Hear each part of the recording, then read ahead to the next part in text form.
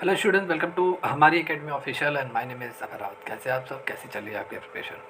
जितने भी स्टूडेंट बिहार लेखपाल के हैं, आज की क्लास आप सभी के लिए बहुत ही खास है। आज की क्लास आप सबके लिए बहुत इंपॉर्टेंट है, जैसा आप सभी लोग थंबनेल देखकर समझ गए होंगे। Bihar panchayat as a important subject है आपका, और बहुत सारे स्टूडेंट को लेकर इसमें डाउट रहता है कि सर बिहार पंचायत में क्या पढ़ें, कितना पढ़ें। ठीक है, और काफ़ी स्टूडेंट डिमांड थी, काफ़ी स्टूडेंट की, बहुत सारे स्टूडेंट कमेंट्स कर रहे थे कि सर इसका एक मैराथन क्लास ज़रूर करा दीजिए, syllabus wise, chapter wise, topic wise. तो आप सबकी आज मैराथन क्लास है बिहार लेखपाल वाले स्टूडेंट के लिए, बिहार पंचायत की। बिहार पंचायत की आज की इस क्लास में हम देखेंगे टोटल 250 प्लस क्वेश्चन हम देखेंगे। ठीक है, 250 प्लस क्वेश्चन आज की इस क्लास में कवर करेंगे, टारगेट है।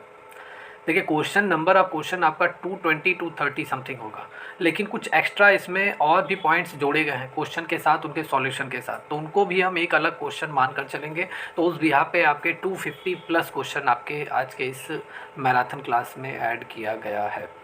डिटेल में सारा क्वेश्चन हम देखेंगे, और ये वन लाइनर है, लेकिन ये है तभी डिटेल में हम लोग पूरी तरीके से इसको कवर करेंगे। तो आज की इस क्लास में आपका 250 प्लस क्वेश्चन मैराथन क्लास है बिहार पंचायत का। सारे डाउट क्लियर हो जाएंगे। ठीक है, चाहे बिहार पंचायत का मतलब ग्राम पंचायत हो या शहरी पंचायत, नगर पालिका, नगर निगम, नगर पंचायत, जिला परिषद, पंचायत समिति या Gram Panchayat, Bihar state election commission मतलब बिहार चुनाव आयोग, एंड देन बिहार पंचायत के बहुत सारे फैक्ट, भारत सरकार की पंचायती राज एंड बिहार सरकार की योजनाएं, भारत सरकार की योजनाएं जो पंचायत से रिलेटेड है, और भी बहुत सारे फैक्ट हैं और बहुत सारे करंट अफेयर हैं जो पंचायत से रिलेटेड है। इसको आज हम पूरा डिटेल में देखेंगे। तो जितने भी स्टूडेंट इस क्लास को देख रहे हैं, पहली बार इस चैनल पे आए हैं, चैनल को लाइक कर दीजिए और तुरंत के तुरंत चैनल को सब्सक्राइब कर लीजिए, क्योंकि इस एजुकेशनल प्लेटफॉर्म पे आपको बिहार लेखपाल की कंप्लीट प्रिपरेशन कराई जा रही है। ठीक है, तो आपको लगातार अपडेट मिलता रहेगा इसके एग्ज़ाम और एडमिट कार्ड से लेकर। आज है सुपर संडे और आपका ये मैराथन क्लास है। जितने भी स्टूडेंट बिहार लेखपाल की तैयारी करना चाहते हैं, अकाउंट्स का, टैक्सेशन का, एंड देन बिहार पंचायत, ये तो आज की क्लास आपका marathon class one liner base पर है, लेकिन इंपॉर्टेंट है। अगर आप इसका थियरी सेक्शन पढ़ना चाहते हैं, मतलब चैप्टर वाइज, नगर निगम क्या है, नगर पालिका क्या है, नगर पंचायत क्या है, ग्राम पंचायत क्या है, ग्राम सभा क्या है, ठीक है, ये जिला परिषद क्या है, बिहार स्टेट इलेक्शन कमीशन क्या है, पंचायत समिति क्या है, पूरा डिटेल में अगर आप थियरी पूरा 1 to 1 chapter wise, topic wise पढ़ना चाहते हैं, और पूरा अकाउंट्स आप पढ़ना चाहते हैं, पूरा टैक्सेशन मतलब income tax, GST, and then accounts में आपका जितना भी पोर्शन है, थियरी, न्यूमेरिकल, एमसीक्यू, ये सभी अगर आप पढ़ना चाहते हैं, तो आप सभी लोग जल्दी से जल्दी हमारी एकेडमी ऑफिशियल ऐप डाउनलोड कर लीजिए। ऐप आपको गूगल प्ले स्टोर पर मिल जाएगा, जिस नाम से एजुकेशनल चैनल है उसी नाम से आपको गूगल प्ले स्टोर पर एप्लीकेशन भी मिलेगा। इस एप्लीकेशन को डाउनलोड करके, रजिस्टर करके, लॉगिन करके, ठीक है, कोर्स वाले सेक्शन में आप जाएंगे, आपको बिहार लेखपाल का जो कोर्स मिल जाएगा सबसे कम फीस में, मतलब ओनली 249 में आपको ये सारी क्लासेस प्रोवाइड की जा रही है। और जितनी क्लासेस हो चुकी है सभी के क्लास लेक्चर पीडीएफ आपको मिल जाएंगे, एंड डेली बेसिस पे जो क्लासेस हो रही है उन्हें आप अटेंड कर सकते हैं। तो इस बैच को जल्दी से जल्दी आप सभी स्टूडेंट ज्वाइन कर लीजिए। साथ में टेस्ट सीरीज़ भी आप लोगों को लॉन्च कर दिया गया है, 99 का टेस्ट सीरीज़ है, और ये भी काफ़ी अपने आप में खास है। 65 मॉक टेस्ट है, और प्लस इसमें एक ई बुक आप सभी को दिया जा रहा है 6000 प्लस क्वेश्चन का। और 65 मॉक टेस्ट आपके पाँचों पेपर से है, इंपॉर्टेंट क्वेश्चन का सेट्स है, डिटेल में है, इसको भी साइड बाई साइड लगाते रहिए। एक बार सिलेक्शन लेना है और 3 साल तक आपको इस जॉब में रहना है। ठीक है, इस मूल मंत्र को लेते चलिए और अपने सिलेक्शन को कंफर्म कीजिए। ठीक है, तो दोनों कोर्सेज़ को ज्वाइन कर लीजिए, कोर्स प्लस टेस्ट सीरीज़, और सिलेक्शन अपना ले लीजिए। ठीक है, सिलेक्शन आपका कंफर्म है, सिलेक्शन पक्का है। चलिए क्लास की तरफ चलते हैं, और 250 क्वेश्चन ये फटाफट हम पूरी तरीके से कवर करेंगे, डिटेल में कवर करेंगे। ओके, तो यहाँ पे today is the first question is, पहली ग्राम पंचायत कौन थी? आपसे क्वेश्चन पूछा जा रहा है, पहली ग्राम पंचायत कौन थी? तो देखिए, पहली ग्राम पंचायत जो थी ये राजस्थान में आपकी पहली ग्राम पंचायत मतलब लागू किया गया था। राजस्थान में पहली ग्राम पंचायत स्थापित करने वाला पहला राज्य है। तो आपसे क्वेश्चन पूछा जाएगा कि पहली ग्राम पंचायत कौन थी, तो आपका पहली ग्राम पंचायत क्या होगा? बागदरी गांव, नागौर जिला।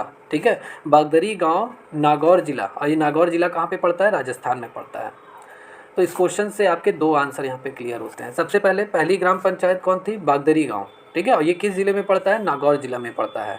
और ये पहला गांव था जहाँ पे 2 अक्टूबर 1959 को ग्राम पंचायत की स्थापना की गई थी। और आपसे अगर पूछ लिया बगदरी गांव, नागौर जिला, ये किस ज़िले में, किस राज्य में पड़ता है? तो राजस्थान राज्य में पड़ता है। तो पहली ग्राम पंचायत बगदरी गांव, नागौर जिला, राजस्थान में स्थापित की गई थी। और ये कब स्थापित की गई थी? 2 अक्टूबर 1959 को ये ग्राम पंचायत स्थापित की गई थी। तो इम्पॉर्टेंट है, ये क्वेश्चन जरूर आ सकता है आपके एग्ज़ाम में। चलिए नेक्स्ट क्वेश्चन है, पंचायती राज की पहली समिति कौन थी? Which was the first committee of Panchayati Raj? तो पंचायती राज की पहली कमेटी जो थी वो बलवंत राय मेहता समिति थी। ठीक है, पंचायती राज की पहली समिति कौन थी? बलवंत राय मेहता समिति। और इसकी स्थापना 1957 ईस्वी में किया गया था, 1957 में। और ये 3 टायर सिस्टम पे आधारित थी। ठीक है, मतलब त्रिस्तरीय पंचायती राज व्यवस्था की इसने शुरुआत की थी। जब बलवंत राय मेहता समिति, इसके अध्यक्ष ही बलवंत राय मेहता थे। इन्होंने भारत में 3 स्तरीय पंचायती राज की इन्होंने पहल किया था। इन्होंने कहा था कि भारत में गांव स्तर पर, मतलब ग्राम स्तर पर ग्राम पंचायत हो, ब्लॉक स्तर पर पंचायत समिति हो और जिला स्तर पर जिला परिषद होना चाहिए।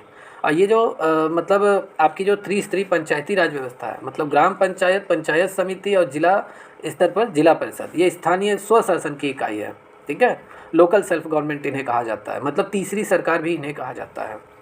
चलिए नेक्स्ट क्वेश्चन है, पंचायती राज दिवस कब मनाया जाता है? जरूर पूछेगा, 100% पूछेगा। तो 24 अप्रैल को आपका पंचायती राज दिवस मनाया जाता है पूरे भारत में। नेक्स्ट क्वेश्चन है, पंचायती राज को कौन फंड जारी करता है? मतलब हु फंड्स पंचायती राज? तो पंचायती राज को जो फंड जारी करता है वो हमारी यूनियन गवर्नमेंट और स्टेट गवर्नमेंट, मतलब हमारी केंद्र सरकार और राज्य सरकारें इनको फंड जारी करती हैं। ठीक है, और बाकी इनके रेवेन्यू के भी सोर्सेस हैं, अभी आगे मैं बात करूँगा। ठीक है, ये फंड ये आपकी केंद्र सरकार राज्य सरकार इन्हें देती हैं। जैसे कोई योजनाएं अगर केंद्र सरकार राज्य सरकार की लागू हो रही हैं, ठीक है, सभी पंचायती संस्थानों में, तो केंद्र सरकार राज्य सरकार इन्हें मुहैया कराती हैं फंड। नेक्स्ट क्वेश्चन है, किस प्रधानमंत्री ने पहला पंचायती राज दिवस घोषित किया था? मतलब 24 अप्रैल को आपका पंचायती राज दिवस मनाया जाता है, 24 अप्रैल को। ये किसने घोषित किया था पंचायती राज दिवस? तो ये भारत के प्रधानमंत्री कौन थे उस समय? 2010 में आपके थे प्रधानमंत्री मनमोहन सिंह। कांग्रेस पार्टी की उस समय सरकार थी और मनमोहन सिंह जो प्रधानमंत्री थे, इन्होंने 24 अप्रैल 2010 को पहला पंचायती राज दिवस घोषित किया था। 2011 से भारत की केंद्र सरकार ने हर साल मतलब प्रत्येक वर्ष 24 अप्रैल को पंचायती राज दिवस मनाने का फैसला किया और तभी से 24 अप्रैल से आपका पंचायती राज दिवस मनाया जा रहा है। नेक्स्ट क्वेश्चन, पंचायती राज के 9 विषय कौन से हैं? मतलब what are the 9 themes of Panchayati Raj? तो 9 थीम मतलब 9 सब्जेक्ट, आपके 9 विषय कौन कौन से हैं पंचायती राज के? तो पंचायती राज के 9 विषय जो हैं, एक तो गरीबी मुक्त करना, गाँव शहरों सभी जगह से जहाँ पर पंचायती राज संस्थाएँ हैं, गरीबी के ऊपर काम करना है, स्वास्थ्य के ऊपर काम करना है, बच्चों के अनुकूल, ठीक है, अनुकूल मतलब उनकी शिक्षा व्यवस्था, स्वास्थ्य को लेकर काम करना है, पर्याप्त जल मुहैया कराना है, ठीक है, गाँव में शहरों में, एंड स्वच्छ और हरा भरा आत्मनिर्भर बुनियादी ढांचा स्थापित करना है, सामाजिक रूप से सुरक्षित वातावरण भी बनाना है, सुशासन और महिलाओं के अनुकूल गांव शामिल करना है। सुशासन मतलब महिलाओं की भागीदारी भी बनानी है, ठीक है, गुड गवर्नेंस भी लाना है और महिलाओं को, ठीक है, वुमेन फ्रेंडली विलेज भी बनाना है महिलाओं के लिए। ठीक है, तो ये 9 थीम है जो आपके किसके हैं? पंचायती राज विषय के 9 थीम है। ये पंचायती राज विषय के 9 विषय हैं, एग्जाम में आपसे पूछा जा सकता है। ओके, नेक्स्ट क्वेश्चन है तो यहाँ पर नेक्स्ट क्वेश्चन, पंचायती राज में कौन सा अनुच्छेद, पंचायती राज से कौन सा अनुच्छेद संबंधित है? मतलब which article is related to पंचायती राज? कौन से आर्टिकल में संविधान में, मतलब कॉन्स्टिट्यूशन में कौन से आर्टिकल में पंचायती राज को लेकर एक्सप्लेन किया गया है, संविधान में शामिल किया गया है, किस अनुच्छेद में इसकी व्याख्या की गई है? तो देखिए, जब संविधान के आप भाग 9 में जाते हैं और भाग 9 में 243 से 243 ओ तक जो अनुच्छेद है उसमें पंचायती राज व्यवस्था से सारी बातें कही गई हैं। ठीक है, पंचायती राज को लेकर उसमें सारे आर्टिकल्स इसमें शामिल किए गए हैं, सभी बातें इसमें शामिल है। मतलब जो एक्सप्लेन किया गया है पंचायती राज को लेकर वो आर्टिकल 243 से 243 ओ तक, मतलब 243 से 243 ओ तक। संशोधन अधिनियम संविधान के अनुच्छेद 40 में राज्य के नीति निदेशक तत्व, मतलब directive principle of state policy के आकार को प्रदान करता है। आपको मालूम है अनुच्छेद 40 जो है वो ग्राम पंचायत को लेकर एक्सप्लेन करता है। ठीक है, जो राज्य में ग्राम पंचायत को संगठित करने और ग्राम पंचायत की शक्तियों और अधिकार को प्रदान करने का निर्देश देता है। कौन सा आर्टिकल? आर्टिकल 40, ठीक है, ताकि वे स्वशासन के रूप में कार्य कर सकें। स्वशासन मतलब अपना सेल्फ गवर्नेंस, अपना खुद ही शासन स्थापित कर सकें, छोटे मोटे काम अपनी खुद ही कर सकें। ठीक है, इसके लिए उन्हें राज्य सरकार, केंद्र सरकार पे डिपेंड होने की ज़रूरत नहीं है। ओके, चलिए नेक्स्ट क्वेश्चन है, पीआरआई का पूरा नाम क्या है? तो पीआरआई का पूरा नाम आपका, पी फॉर क्या है? पंचायती, आर फॉर राज, और आई फॉर आपका क्या हो जाएगा? इंस्टीट्यूशंस मतलब संस्थाएं। तो पीआरआई का जो पूरा फुल फॉर्म है वो आपका क्या है? पंचायती राज इंस्टीट्यूशन मतलब पंचायती राज संस्थाएं। एग्जाम में पूछा जा सकता है। पंचायती राज संस्थाएं मतलब पीआरआई भारत में स्थानीय स्वशासन की प्रणाली है, और ये संस्थाएं जो होती हैं भारत के संघीय ढांचे में राज्य सरकार, ठीक है, राष्ट्रीय सरकार मतलब केंद्र सरकार, और राज्य सरकार के बाद ये सरकार की तीसरी श्रेणी है। मैंने अभी पहले क्वेश्चन में बताया था कि इन्हें हम तीसरी सरकार भी कह सकते हैं। तो केंद्र सरकार और राज्य सरकार के बाद सरकार की जो तीसरी श्रेणी है वो पीआरआई है, पंचायती राज संस्थाएं हैं। ओके, नेक्स्ट क्वेश्चन है, अनुच्छेद 40 क्या है? देखिए आगे अनुच्छेद 40 तो बहुत इंपॉर्टेंट है, ये एग्जाम में 100% पूछा जाएगा। तो संविधान का जो अनुच्छेद 40 है ये राज्य के नीति निदेशक तत्वों में से निहित है, मतलब राज्य की जो मतलब नीति निदेशक तत्व है। ठीक है, जैसा आप पढ़ते होंगे कॉन्स्टिट्यूशन में। ओके, नीति निदेशक तत्व, directive principle of state policy, तो उसमें आर्टिकल 40 जो है वो राज्य में ग्राम पंचायतों को संगठित करने के लिए कदम उठाएगा। मतलब सभी राज्य ग्राम पंचायत को संगठित करेंगे, स्थापित करेंगे सभी गाँवों में, सभी राज्य, और ग्राम पंचायतों को ऐसी शक्तियाँ और अधिकार प्रदान करेंगे जो उन्हें स्वशासन की इकाइयों के रूप में कार्य करने के लिए सक्षम बनाएगा। मतलब सभी गाँवों को मतलब शक्तियाँ प्रदान, मतलब फंड्स वगैरह जारी करेंगे, सभी गाँवों को ग्राम पंचायत स्थापित करेंगे, और सभी ग्राम पंचायतों को उनके राइट्स मतलब प्रदान करेंगे, जिससे वो स्वशासन इकाई के रूप में कार्य करने में सक्षम हो। ओके, नेक्स्ट क्वेश्चन है, भारत में पहली नगर पंचायत कौन थी? तो भारत में पहली नगर पंचायत ये तमिलनाडु राज्य में, ठीक है, तमिलनाडु राज्य में भारत की पहली नगर पंचायत स्थापित की गई। तो तमिलनाडु ऐसा पहला राज्य है जिसने स्थानीय निकायों की स्थिति में नगर पंचायत के रूप में वर्गीकरण किया। नगर पंचायत आप समझते होंगे, जैसे देखिए ग्राम स्तर पर आपका ग्राम पंचायत, अगर मैं जैसे ग्राम पंचायत स्तर की बात करूं तो आपका क्या क्या आएगा? मतलब ग्राम पंचायत, ठीक है, पंचायत समिति और आपका जिला परिषद, ठीक है, ये सब आपका आ जाएगा। और शहरी पंचायत की अगर मैं बात करूँ तो आपका नगर निगम आ जाएगा, ठीक है, नगर पालिका आ जाएगा, फिर आपका नगर पंचायत आ जाएगा। तो तीन आपके इधर आएंगे शहरी पंचायत में। तो ऐसे तमिलनाडु में ये पहली नगर पंचायत मतलब शहरी पंचायत इसे हम कहेंगे, ठीक है, और तमिलनाडु राज्य में ये स्थापित हुआ, जिसने ग्रामीण और शहरी स्थानीय निकायों के बीच संक्रमणकालीन निकाय के रूप में योजनाबद्ध किया गया था, तमिलनाडु। चलिए नेक्स्ट क्वेश्चन है, किस राज्य में कोई पंचायती राज संस्था नहीं है?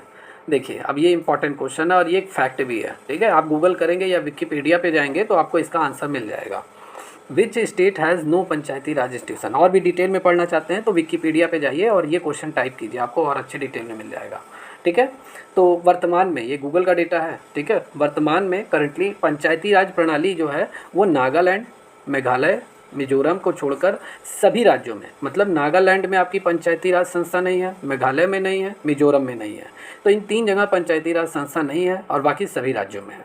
बाकी दिल्ली को छोड़कर सभी केंद्र शासित प्रदेशों में, ठीक है, दिल्ली को छोड़कर सभी केंद्र शासित प्रदेशों में मौजूद है, मतलब दिल्ली में कोई भी पंचायती राज संस्था नहीं है, ठीक है, सभी जगह मौजूद है। देखिए in all union territories except Delhi, सभी यूनियन टेरिटरीज में है लेकिन दिल्ली को छोड़कर, ठीक है। या और अगर हम इसके भी यहाँ पे बात करें तो Panchayati Raj system exist in all state, मतलब सभी स्टेट में है लेकिन एक्सेप्ट किसे छोड़कर? नागालैंड, मेघालय, मिजोरम को। ऐसे सभी यूनियन टेरिटरीज में है लेकिन दिल्ली को छोड़कर। ये गूगल का डेटा है, गूगल पे आप जाइए, ठीक है, और भी अच्छे से डिटेल में पढ़िए। और ये एग्ज़ाम के लिए इम्पॉर्टेंट भी है, पूछा जा सकता है, इसीलिए क्वेश्चन शामिल किया गया है। किस राज्य में कोई भी पंचायती राज व संस्था नहीं है? तो आपके ये आंसर है, ठीक है, और ये एग्ज़ाम में पूछा जा सकता है, वेरी मोस्ट इंपॉर्टेंट है। देखिए क्वेश्चन अलग से नहीं बनते हैं, क्वेश्चन ऐसे ही आपके एग्जाम में आएंगे और एक एक नंबर आपको देकर जाएंगे। एक नंबर से अगर आप पीछे होते हैं तो आप हज़ारों बच्चों के पीछे हो जाएंगे। चलिए अब यहाँ से हम लोग टॉपिक वाइज थोड़ा कवर करेंगे। अब यहाँ पे बहुत सारी जो समितियाँ बनी थी, ठीक है, पंचायती राज को लेकर भारत सरकार द्वारा बनाई गई थी, डिटेल में हम देखेंगे, स्टेप बाय स्टेप देखेंगे। तो पहली समिति जो बनी थी वो आपकी बलवंत राय मेहता समिति बनी थी, ठीक है, इंग्लिश में कमेटी कहेंगे, हिंदी में समिति कहेंगे, ठीक है। तो बलवंत राय मेहता समिति का गठन कब हुआ था? तो ये 1957 में हुआ था। इस समिति की सिफारिश क्या थी? तो इस समिति की सिफारिश त्रिस्तरीय पंचायती राज प्रणाली की स्थापना थी। ठीक है, त्रिस्तरीय पंचायती राज व्यवस्था की स्थापना थी। बलवंत राय मेहता समिति का उद्देश्य क्या था, मतलब इस कमेटी को बनाने का उद्देश्य क्या था? तो इस कमेटी को बनाने का उद्देश्य जो था, पंचायती राज संस्थाओं की स्थापना के लिए सिफारिशें करना, उनके लिए काम करना। बलवंत राय मेहता समिति के अध्यक्षता किसने की थी, मतलब अध्यक्ष कौन थे? तो बलवंत राय मेहता खुद ही थे, और उन्हीं के नाम पे ही बलवंत राय मेहता समिति बनाई गई थी। अच्छा, अभी पहले ही क्वेश्चन में मैंने बात किया त्रिस्तरीय पंचायती राज प्रणाली, इनका मुख्य उद्देश्य जो था कि पंचायती राज व्यवस्था को त्रिस्तरीय पंचायती राज सिस्टम पे आधारित किया जाए। ठीक है, तो मतलब त्रिस्तरीय पंचायती राज सिस्टम मतलब 3 टायर पंचायती राज सिस्टम। तो इन्होंने त्रिस्तरीय की वकालत की थी, मतलब ग्राम पंचायत हो पंचायती राज संस्था में ग्राम स्तर पर, और फिर पंचायत समिति हो ब्लॉक स्तर पर, और डिस्ट्रिक्ट लेवल पे जिला परिषद हो। तो ये इन्हीं की योजना थी, इन्हीं का ही प्लान था बलवंत राय मेहता समिति का, ग्राम पंचायत, पंचायत समिति, ब्लॉक स्तर पर और जिला परिषद। ठीक है, तो त्रिस्तरीय पंचायती राज प्रणाली के ये 3 स्तर हैं जो एग्जाम में पूछे जा सकते हैं। बलवंत राय मेहता समिति की रिपोर्ट कब प्रस्तुत की गई थी? तो 1959 में इन्होंने अपनी रिपोर्ट प्रस्तुत की थी। बनी कब थी? तो 1957 में ये कमेटी बनी थी, ये समिति, और इसने अपना पूरा लेखा जोखा करके, पूरा जो भी है तैयार करके, अपना काम करके, जिस लिए इस कमेटी को बनाया गया था, इसने जो अपनी रिपोर्ट दी भारत सरकार को, भारत सरकार के पंचायती राज मतलब मिनिस्टर को, कैबिनेट मिनिस्टर जो उस समय थे, ये भारत सरकार को सीधी सी बात है, तो 1959 में इसने अपनी रिपोर्ट प्रस्तुत की थी। क्लियर? समिति की सिफारिशों के आधार पर पंचायती राज प्रणाली पहली बार किस राज्य में लागू किया गया था? तो पहली बार जो पंचायती राज प्रणाली राजस्थान के नागौर जिले में, और किस गांव में? बगदरी गांव में। और कब ये लागू की गई थी पंचायती राज प्रणाली? तो 1959 में। ठीक है, राजस्थान के बाद आंध्र प्रदेश में भी लागू किया गया था पंचायती राज प्रणाली, बलवंत राय मेहता समिति की सिफारिश के आधार पर। समिति ने, नेक्स्ट क्वेश्चन है, समिति ने ग्राम पंचायतों को किस प्रकार के कार्य सौंपने की सिफारिश की? तो ये जो समिति थी, इसने प्रशासनिक और विकासात्मक कार्य, मतलब गाँव में एडमिनिस्ट्रेटिव एंड डेवलपमेंट वर्क से रिलेटेड कार्य करने की सिफारिश की थी भारत सरकार को पंचायती राज संस्था के माध्यम से। नेक्स्ट क्वेश्चन है, बलवंत राय मेहता समिति ने पंचायती राज संस्थाओं के लिए किस प्रकार की वित्तीय व्यवस्था की सिफारिश की थी? तो बलवंत राय मेहता समिति ने कहा था कि पंचायती राज संस्थाओं को जो फंड्स मुहैया कराया जाए, मतलब फंड मुहैया कराया जाए, ठीक है, तो वो किस माध्यम से होना चाहिए? तो राज्य सरकार से इन्हें वित्तीय अनुदान मिलना चाहिए। ठीक है, फाइनेंशियल जो अरेंजमेंट किया जाना चाहिए पंचायती राज संस्थाओं को, वो राज्य सरकार से इन्हें फंड मुहैया कराया जाना चाहिए, financial grants from the state government. राज्य सरकार इन्हें फाइनेंस दे, मतलब वित्त मुहैया कराए, ठीक है, जिससे ये अपने सारे काम खुद ही कर सके, इसीलिए इन्हें लोकल सेल्फ गवर्नमेंट का भी कहते हैं। ठीक है, चलिए नेक्स्ट क्वेश्चन है, समिति की रिपोर्ट का क्या प्रभाव पड़ा? मतलब बलवंत राय मेहता कमेटी जब ने अपनी रिपोर्ट 1959 में जब इसने अपनी जो रिपोर्ट प्रस्तुत की थी, तो इस रिपोर्ट का क्या प्रभाव पड़ा? तो देखिए, इसके आधार पे पंचायती राज संस्थाओं की तो स्थापना की गई, इन सबके साथ साथ विकेंद्रीकरण की प्रक्रिया की मजबूती भी मिली, विकेंद्रीकरण की प्रक्रिया की भी मजबूती मिली, मतलब on the basis of the establishment of Panchayati Raj institution and the process of decentralisation in India got strength. Okay, Panchayati Raj संस्थाओं की स्थापना की गई और विकेंद्रीकरण की प्रक्रिया को मजबूती मिली। चलिए, अब नेक्स्ट यहाँ पे बात आता है अशोक मेहता समिति। नेक्स्ट जो कमेटी बनी थी वो कौन सी कमेटी बनी थी? आफ्टर बलवंत राय मेहता समिति के बाद अशोक मेहता समिति बनी थी।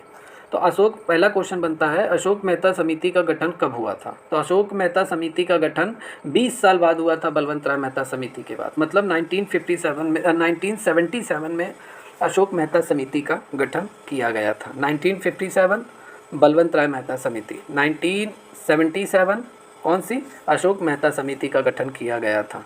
एग्जाम में 100% इससे क्वेश्चन आएगा, बहुत इंपॉर्टेंट है। अशोक मेहता समिति का बनाने का, मतलब इस कमेटी को स्थापित करने का मुख्य उद्देश्य क्या था भारत सरकार का, या इस कमेटी का मुख्य उद्देश्य क्या था? तो पंचायती राज संस्थाओं का पुनर्गठन और उनका सुदृढ़ीकरण करना।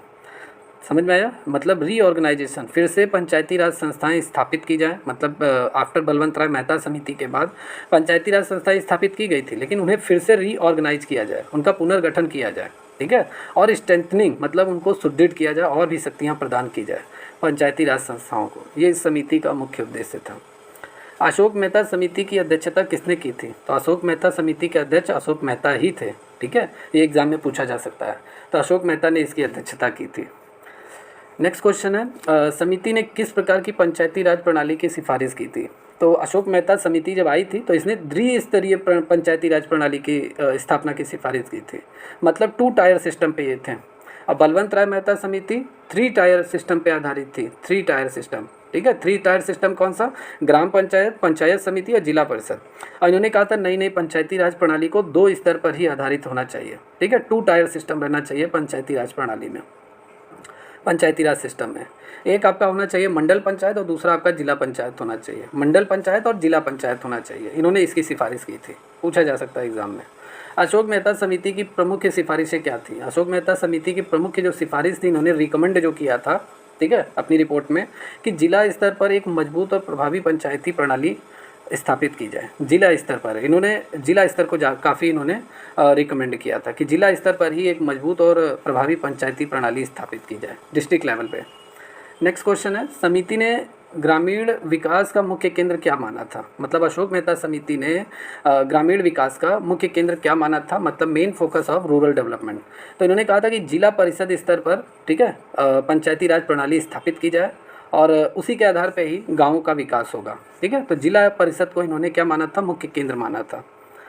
नेक्स्ट क्वेश्चन है, अशोक मेहता समिति ने अपनी रिपोर्ट कब प्रस्तुत की थी? तो इन्होंने तो 1 साल बाद ही दे दिया था, मतलब 1977 में ये कमेटी स्थापित की गई थी और 1978 में इस कमेटी ने अपनी रिपोर्ट प्रस्तुत की थी। ओके, पूछा जा सकता है एग्जाम में, इंपॉर्टेंट है, बहुत इंपॉर्टेंट है। देखिए जितने भी क्वेश्चन आप सभी के लिए आज की क्लास में लाए गए हैं, ये बहुत वेरी मोस्ट इंपॉर्टेंट क्वेश्चन है। 2 से 3 बार आप पूरे इस मैराथन क्लास को देखिए, 1 से 1.5 घंटा या 2 घंटा भी हो सकता है इस मैराथन क्लास, ठीक है। लेकिन यह है कि एक बार आप देखने के बाद फिर दोबारा एक बार आप और देखिए। जब 2 बार आप देख लेंगे और फिर इसके PDF को आप पढ़ लेंगे, 1 to 1 क्वेश्चन आपको याद हो जाएगा, ठीक है। बाकी जितने भी स्टूडेंट इस क्लास को देख रहे हैं, बहुत ही एफर्ट लगा इस क्लास में आप सभी लोगों के लिए, मैराथन क्लास के लिए। तो आप सभी लोग चैनल पे पहली बार आए तो चैनल को ज़रूर सब्सक्राइब कर लीजिए और सभी स्टूडेंट, एक लाइक तो बनता है, आप सभी लोग लाइक ज़रूर कर दीजिए, ठीक है, क्योंकि काफ़ी एफर्ट आप सभी लोगों के लिए लगाया गया है, तो लाइक करना मत भूलिए। चलिए नेक्स्ट क्वेश्चन है, समिति ने पंचायती राज संस्थाओं के लिए किस प्रकार की वित्तीय व्यवस्था की सिफारिश की थी? तो अशोक मेहता समिति ने भी, जैसा बलवंत राय मेहता समिति ने कहा था कि राज्य सरकार से इन्हें फंड मिलना चाहिए पंचायती राज संस्थाओं को, तो इन्होंने भी कहा था कि राज्य सरकार से पर्याप्त वित्तीय सहायता तो मिलनी ही चाहिए सभी पंचायती राज संस्थाओं को। चलिए नेक्स्ट क्वेश्चन है, समिति ने, अशोक मेहता समिति ने ग्राम पंचायतों को किस प्रकार के अधिकार सौंपने की सिफारिश की थी? तो इन्होंने कहा था कि प्रशासनिक और विकासात्मक कार्यों के अधिकार दिए जाए सभी पंचायती राज संस्थाओं को। ओके, या नेक्स्ट क्वेश्चन है, अशोक मेहता समिति ने पंचायती राज संस्थाओं के चुनाव कैसे कराने की सिफारिश की थी? मतलब जितनी भी पंचायती राज संस्थाएं हैं, मतलब इन्होंने तो मंडल और जिला स्तर पे वकालत की थी, तो चुनाव कैसे कराया जाए इन सभी पंचायती राज संस्थाओं में? तो सीधा चुनाव कराने की इन्होंने वकालत की थी, सिफारिश की थी, रिकमेंड किया था, ये डायरेक्ट इलेक्शन हो। ओके, चलिए बलवंत हो गया, अशोक मेहता समिति हो गया। अब आते हैं यहाँ पे GVK राव समिति, ठीक है। ये सभी समितियाँ पंचायती राज से लेकर बनाई गई थी, पंचायती राज व्यवस्था को लागू करने के लिए, उसको मजबूत करने के लिए, उस पर काम करने के लिए समितियाँ बनाई गई थी। तो इससे एग्ज़ाम में बहुत सारे क्वेश्चन इन कमेटी से आपके पूछे जाएंगे, तो सभी को आपको पढ़ना पड़ेगा। तो नेक्स्ट है आपका GVK राव समिति। GVK राव समिति कब आई थी? इसका गठन कब हुआ था? 1985 में इसका गठन हुआ था। GVK राव समिति की अध्यक्षता किसने की थी? तो GVK राव ने ही किया था, ठीक है। इस कमेटी की अध्यक्ष जो थे ये खुद ही थे, GVK राव। ओके, चलिए नेक्स्ट क्वेश्चन, इस समिति की प्रमुख सिफारिश क्या थी? मतलब GVK राव समिति की प्रमुख सिफारिश थी जिला स्तर पर मजबूत और स्वायत्त जिला परिषद स्थापित किया जाए। जैसा अशोक मेहता समिति ने अपनी सिफारिश की थी वैसा इनका भी था कि डिस्ट्रिक्ट स्तर पर, मतलब डिस्ट्रिक्ट लेवल पर मजबूत और स्वायत्त जिला परिषद स्थापित किया जाए, ठीक है, जिला परिषद स्थापित किया जाए जिला स्तर पर, ये इनकी सिफारिश थी। GVK राव समिति का मुख्य उद्देश्य क्या था? तो मुख्य उद्देश्य प्रशासनिक सुधार था, कि प्रशासनिक सुधार मतलब कानून, नियम, प्रशासन, इन सभी में सुधार किया जाए और विकेंद्रीकरण की स्थापना की जाए, विकेंद्रीय डिसेंट्रलाइजेशन को काफ़ी और भी मजबूत किया जाए, इसकी सिफारिश से इन्होंने किया था। To make recommendation for administrative reform and decentralization. चलिए नेक्स्ट क्वेश्चन है, समिति ने किसे ग्रामीण विकास का मुख्य केंद्र माना है? तो GVK राव समिति ने जिला स्तर पर एक मजबूत और स्वायत्त जिला परिषद स्थापित किया जाए, इन्होंने इसका मुख्य केंद्र माना है। जिला स्तर पर इन्होंने पंचायती राज व्यवस्था को लागू करने के लिए सिफारिश की थी कि जिला स्तर पर, ठीक है, एक मजबूत और स्वायत्त जिला परिषद हो, डिस्ट्रिक्ट काउंसिल हो, ठीक है। चलिए नेक्स्ट क्वेश्चन है, जीवी के राव समिति की सिफारिश क्या थी? जिला परिषद को अधिक अधिकार दिए जाए, जिम्मेदारियां सौंपी जाएं। या तो नेक्स्ट क्वेश्चन है, समिति ने विकास योजनाओं के कार्यान्वयन के लिए किसे जिम्मेदार ठहराया है? मतलब who did the committee hold the responsible for the implementation of development scheme? तो जीवीके राव समिति ने जिला परिषद को सभी विकास परियोजनाओं के लिए जिम्मेदार ठहराया है। मतलब सभी योजनाएं जो चलाई जानी चाहिए वो जिला स्तर पर जिला परिषद के माध्यम से चलाई जानी चाहिए। ठीक है। समिति ने मतलब जीवीके राव समिति ने जिला स्तर पर प्रशासनिक ढांचे में किस प्रकार के सुधार की सिफारिश की थी? तो जिला परिषद को बहुत ही मजबूत बनाया जाए और उसको वित्तीय स्वतंत्रता, ठीक है, वित्तीय स्वतंत्रता मतलब फाइनेंशियल इंडिपेंडेंस बनाया जाए। ओके या चलिए नेक्स्ट क्वेश्चन है, समिति ने पंचायतों को किस प्रकार के कार्य सौंपने की सिफारिश की थी? तो इस कमेटी ने एडमिनिस्ट्रेटिव डेवलपमेंट और प्लानिंग फंक्शन को लेकर, ठीक है, कमेटी सिफारिश पंचायतों को कार्य करने की सिफारिश की थी। ओके, प्रशासनिक, विकासात्मक और नियोजन कार्य। नेक्स्ट क्वेश्चन है, जीवीके राव समिति ने ग्राम पंचायतों को किस प्रकार के अधिकार देने की सिफारिश की थी? तो विकासात्मक और प्रशासनिक अधिकार। चलिए अब आगे चलते हैं। नेक्स्ट क्वेश्चन है कि समिति ने विकेंद्रीकरण की प्रक्रिया में कैसे सुधार की सिफारिश की थी? तो जिला स्तर पर अधिक शक्तियाँ दी जाए, जिला स्तर पर अधिक शक्तियों का विकेंद्रीकरण हो और पंचायतों की भूमिका मजबूत करना। Next question, LM. सिंघवी समिति, ठीक है, एल.एम. सिंघवी समिति आफ्टर जीवीके राव समिति के बाद। बलवंत राय मेहता समिति कब आई थी? 1957 में, ठीक है। अशोक मेहता समिति आपकी कब आई थी? 1977 में। एल.एम. सिंघवी समिति कब आई? इसके बाद जीवीके राव समिति आई, 1985 में आई थी। और अब आई है एल.एम. सिंघवी समिति। एल.एम. सिंघवी समिति का गठन कब हुआ था? 1986 में, पूछा जा सकता है, इंपॉर्टेंट है।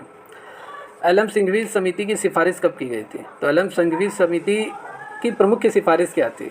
ठीक है, इन्होंने क्या रिकमेंड किया था? तो पंचायती राज संस्थाओं को इन्होंने रिकमेंड किया था कि सभी पंचायती राज संस्थाओं को संवैधानिक दर्जा दिया जाए, मतलब कॉन्स्टिट्यूशन के पॉइंट ऑफ व्यू से, ठीक है, संवैधानिक दर्जा दिया जाए, मतलब इन्हें कॉन्स्टिट्यूशन में शामिल किया जाए, संविधान में शामिल किया जाए, भारत के संविधान में। तो इसने सिफारिश किया था, किसने? एल.एम. सिंघवी समिति ने, इंपॉर्टेंट है। एल.एम. सिंघवी समिति का उद्देश्य क्या था? तो एल.एम. सिंघवी समिति का उद्देश्य था कि पंचायती राज संस्थाओं को संवैधानिक दर्जा दिया जाए। ये इनका सिफारिश भी था और इनका उद्देश्य भी था। एल.एम. सिंघवी समिति के अध्यक्ष कौन थे? तो एल.एम. सिंघवी खुद ही इसके अध्यक्ष थे। समिति ने मतलब एल.एम. सिंघवी समिति ने किस प्रकार की मान्यता देने की सिफारिश की थी? संवैधानिक दर्जा देने की सिफारिश की थी सभी पंचायती राज संस्थाओं को लेकर। समिति ने एक प्रमुख सिफारिश क्या थी? इस समिति की जो सिफारिश थी कि ग्राम सभाओं की स्थापना की जाए और पंचायती राज संस्थाओं को संवैधानिक दर्जा दिया जाए। एल.एम. सिंघवी समिति की सिफारिश थी। नेक्स्ट क्वेश्चन, समिति ने पंचायती राज संस्थाओं के लिए किस प्रकार के चुनाव कराने की सिफारिश की थी? पंचायती राज संस्थाओं में किस प्रकार की चुनाव हो? तो रेगुलर एंड फ्री इलेक्शन हो, नियमित और स्वतंत्र चुनाव कराने की सिफारिश किया गया था इस समिति के द्वारा।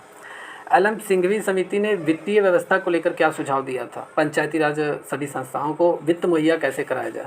तो पंचायती राज संस्थाओं को वित्तीय स्वायत्तता प्रदान की जाए। वित्तीय स्वायत्तता प्रदान की जाए मतलब providing financial autonomy to Panchayati Raj institution, मतलब ये अपना फाइनेंस खुद ही इकट्ठा कर सके, खुद पे डिपेंड हो सके। मतलब जैसे अभी आप देखते होंगे सभी पंचायती राज संस्थाएँ, इनके अपने भी रेवेन्यू के सोर्स हैं, जैसे नगर पालिका कर भी ये लेते हैं। मतलब शहरी क्षेत्र में नगर पालिका कर है, ग्राम स्तर पर मतलब आपका पंचायत समिति, ग्राम पंचायत, ठीक है, जिला परिषद, तो ये अपना मतलब हाउस टैक्स भी ले सकते हैं, वाटर टैक्स भी ले सकते हैं, मेला वाला लग गया उसका भी टैक्स लग गया, ठीक है, ज़मीन जायदाद अगर किसी का लिखवाना है तो वहाँ से इनकी कमाई हो, ठीक है, किसी का डेथ सर्टिफिकेट, बर्थ सर्टिफिकेट जारी करना हो, फिर भी ये कुछ एक्स्ट्रा चार्जेज इसमें लेते रहते हैं। तो खुद ही इन्हें रेवेन्यू का सोर्स इन्हें मतलब प्रोवाइड किया जाए। तो इन्होंने जो सिफारिश की थी कि पंचायती राज संस्थाओं को वित्तीय स्वायत्तता बनाई जाए, मतलब फाइनेंशियल ऑटोनॉमी इन्हें खुद ही प्रोवाइड कराया जाए। समझ में आया? चलिए नेक्स्ट क्वेश्चन है, एल.एम. सिंघवी समिति ने किस प्रकार के पंचायती ढांचे की सिफारिश की थी? तो त्रिस्तरीय पंचायती राज प्रणाली की इन्होंने सिफारिश की थी। इस समिति ने पंचायतों को किस प्रकार के अधिकार देने की सिफारिश की थी? प्रशासनिक और वित्तीय अधिकार, एडमिनिस्ट्रेटिव एंड फाइनेंशियल पावर देने की सिफारिश की थी सभी पंचायतों को। एल.एम. सिंघवी समिति की सिफारिशों का मुख्य उद्देश्य क्या था? तो एल.एम. सिंघवी समिति की सिफारिश का जो मुख्य उद्देश्य था वो ग्रामीण क्षेत्रों को स्वशासन बढ़ाना, मतलब गाँवों में स्वशासन को बढ़ावा देना और लोकतांत्रिक विकेंद्रीकरण को सुदृढ़ करना। ओके, तो यहाँ पर आपका विकेंद्रीकरण मतलब क्या होता है? ठीक है, ये इंपॉर्टेंट होता है। विकेंद्रीकरण मतलब होता है कि पंचायती राज संस्थाएं अपना निर्णय खुद ही ले सकें, ठीक है, खुद ही डिसीजन दे सकें, ठीक है। तो डिसेंट्रलाइजेशन की इन्होंने वकालत की थी। चलिए नेक्स्ट आता है आपका थुंगन समिति। कौन सी समिति आई? थुंगन समिति, ठीक है। तो कौन कौन सी कमेटी अभी हम लोगों ने देखा? बलवंत राय मेहता समिति, फिर आपका अशोक मेहता समिति, फिर आपका हम लोगों ने देखा क्या, GV.K. राव समिति, फिर उसके बाद LM सिंघवी समिति, एंड देन पांचवी जो समिति है वो है थुंगन समिति। कौन सी है? थुंगन समिति, ठीक है। थुंगन समिति कब आई थी? तो थुंगन समिति आपका 1988 में इसे स्थापित किया गया था। तुंगन समिति की क्या सिफारिश थी? तो तुंगन समिति की जो सिफारिश थी कि अधिक वित्तीय और प्रशासनिक अधिकार दिए जाएं पंचायती राज संस्थाओं को। तुंगन समिति का जो उद्देश्य था कि पंचायती राज संस्थाओं के कार्यान्वयन में सुधार के लिए सिफारिशें की जाए। तुंगन समिति की अध्यक्षता किसने किया था? तो PK थुंगन ने ही इसकी अध्यक्षता किया था। समिति ने, PK थुंगन समिति ने पंचायती राज संस्थाओं को किस प्रकार की मान्यता देने की सिफारिश की? तो इन्होंने भी संवैधानिक दर्जे की लेकर बात किया था। कॉन्स्टिट्यूशनल स्टेटस प्रदान किया जाए सभी पंचायती राज संस्थाओं को और संविधान में दर्ज किया जाए, संविधान में शामिल किया जाए। PK थुंगन समिति की ये सिफारिश थी। कॉन्स्टिट्यूशनल पावर दिया जाए, ओके। थुंगन समिति ने पंचायतों के चुनाव कैसे कराने की सिफारिश की थी? ठीक है, तो इन्होंने नियमित अंतराल पर स्वतंत्र और निष्पक्ष चुनाव कराने की सिफारिश की थी। ये थुंगन समिति की सिफारिश थी चुनाव को लेकर, इलेक्शन को लेकर, ठीक है। इस समिति ने ग्राम सभाओं की क्या भूमिका थी? इस समिति ने ग्राम सभाओं की क्या भूमिका निर्धारित की? मतलब ग्राम सभा की मतलब कौन सा रोल दिया जाए, ठीक है, ग्राम सभाओं को। तो ग्राम सभाओं को निर्णय लेने का और निगरानी करने में सक्रिय भागीदारी की पूरी तरीके से इन्होंने भूमिका निभाई थी, ठीक है। चलिए नेक्स्ट है आपका, थुंगन समिति ने पंचायती राज संस्थाओं की वित्तीय स्वायत्तता के लिए क्या सुझाव दिया? मतलब फाइनेंशियल ऑटोनॉमी के लिए पंचायती राज संस्थाओं के इन्होंने क्या सुझाव दिया था, क्या सजेशन दिया था, क्या रिकमेंडेशन इन्होंने किया था? तो केंद्र और राज्य सरकारों से इन्हें भी फाइनेंशियल ग्रांट्स इन्हें मिलना चाहिए, वित्तीय अनुदान मिलना चाहिए, केंद्र और राज्य सरकार इन्हें फंड्स मुहैया कराए। और करों के अधिकार दिया इन्होंने, टैक्स को देखिए, एक अलग से इस समिति ने अपनी सिफारिश की थी कि जो राइट मिलना चाहिए इन्हें फाइनेंशियल ग्रांट्स, और साथ साथ टैक्स की भी इन्होंने बात किया था, ठीक है। सेंट्रल और स्टेट गवर्नमेंट से तो इन्हें फंड्स मिलना चाहिए, और जो टैक्स है, जो टैक्स वसूलती हैं पंचायती राज संस्थाएं, टैक्स इन्हें मिलना चाहिए, ठीक है। कर से जो रेवेन्यू हो वो इनका हिस्सा रहना चाहिए, ठीक है। तो इन्होंने वकालत किया था। समिति ने आपका थुंगन समिति ने किस प्रकार के पंचायती राज ढांचे की सिफारिश की थी? तो त्रिस्तरीय पंचायती राज प्रणाली। कौन कौन सी? ग्राम पंचायत, पंचायत समिति और जिला परिषद। नेक्स्ट है, पंचायतों की सिफारिश का मुख्य उद्देश्य क्या था? तो पंचायतों को अधिक शक्तियां, संसाधन देकर ग्रामीण विकास को प्रोत्साहित करना इस समिति का प्रमुख उद्देश्य था। नेक्स्ट यहाँ पे अब हम लोगों का आ गया है नेक्स्ट टॉपिक, 73वां संविधान संशोधन अधिनियम, 73 constitutional amendment act. 73 constitutional amendment act या 73वां संविधान संशोधन इंपॉर्टेंट है। कुछ क्वेश्चन इससे देखेंगे, बाकी और भी बहुत सारे डिटेल में इसके क्वेश्चन है टॉपिक वाइज, उसमें भी देखेंगे। तो 73वां संविधान संशोधन अधिनियम कब पारित हुआ? तो ये 1992 में ये पारित हुआ, 73वां संविधान संशोधन, ठीक है। लागू 1993 में आपका हुआ था, पारित ये जो हुआ था 1992 में। इस अधिनियम का मुख्य उद्देश्य क्या था? 73वां संविधान संशोधन का मुख्य उद्देश्य पंचायती राज संस्थाओं को संवैधानिक दर्जा दिया जाए। भाई संविधान में संशोधन हुआ तो पंचायती राज संस्थाओं को संवैधानिक दर्जा मिल गया 73वां संविधान संशोधन के माध्यम से, ठीक है। इस अधिनियम के तहत कौन से अनुच्छेद जोड़े गए? तो इस अधिनियम के तहत 243 से 243 तक के, ठीक है, आर्टिकल इसमें ऐड किए गए, ठीक है। 73वां संविधान संशोधन के माध्यम से 243 से 243 तक संविधान में ये अनुच्छेद क्या किए गए? जोड़े गए। इम्पॉर्टेंट है, ये बहुत इम्पॉर्टेंट है, एग्जाम में आ सकता है, इसको लिख लीजिए, नोट्स बना लीजिए, ओके। चलिए नेक्स्ट क्वेश्चन, 73वां, यहाँ पे हम थोड़ा सा डिटेल में भी देख लेते हैं, ठीक है, डिटेल में। 73वां संविधान संशोधन 1992 के तहत बहुत सारे अनुच्छेद जोड़े गए। जैसे 243 में संविधान की संज्ञा दी गई।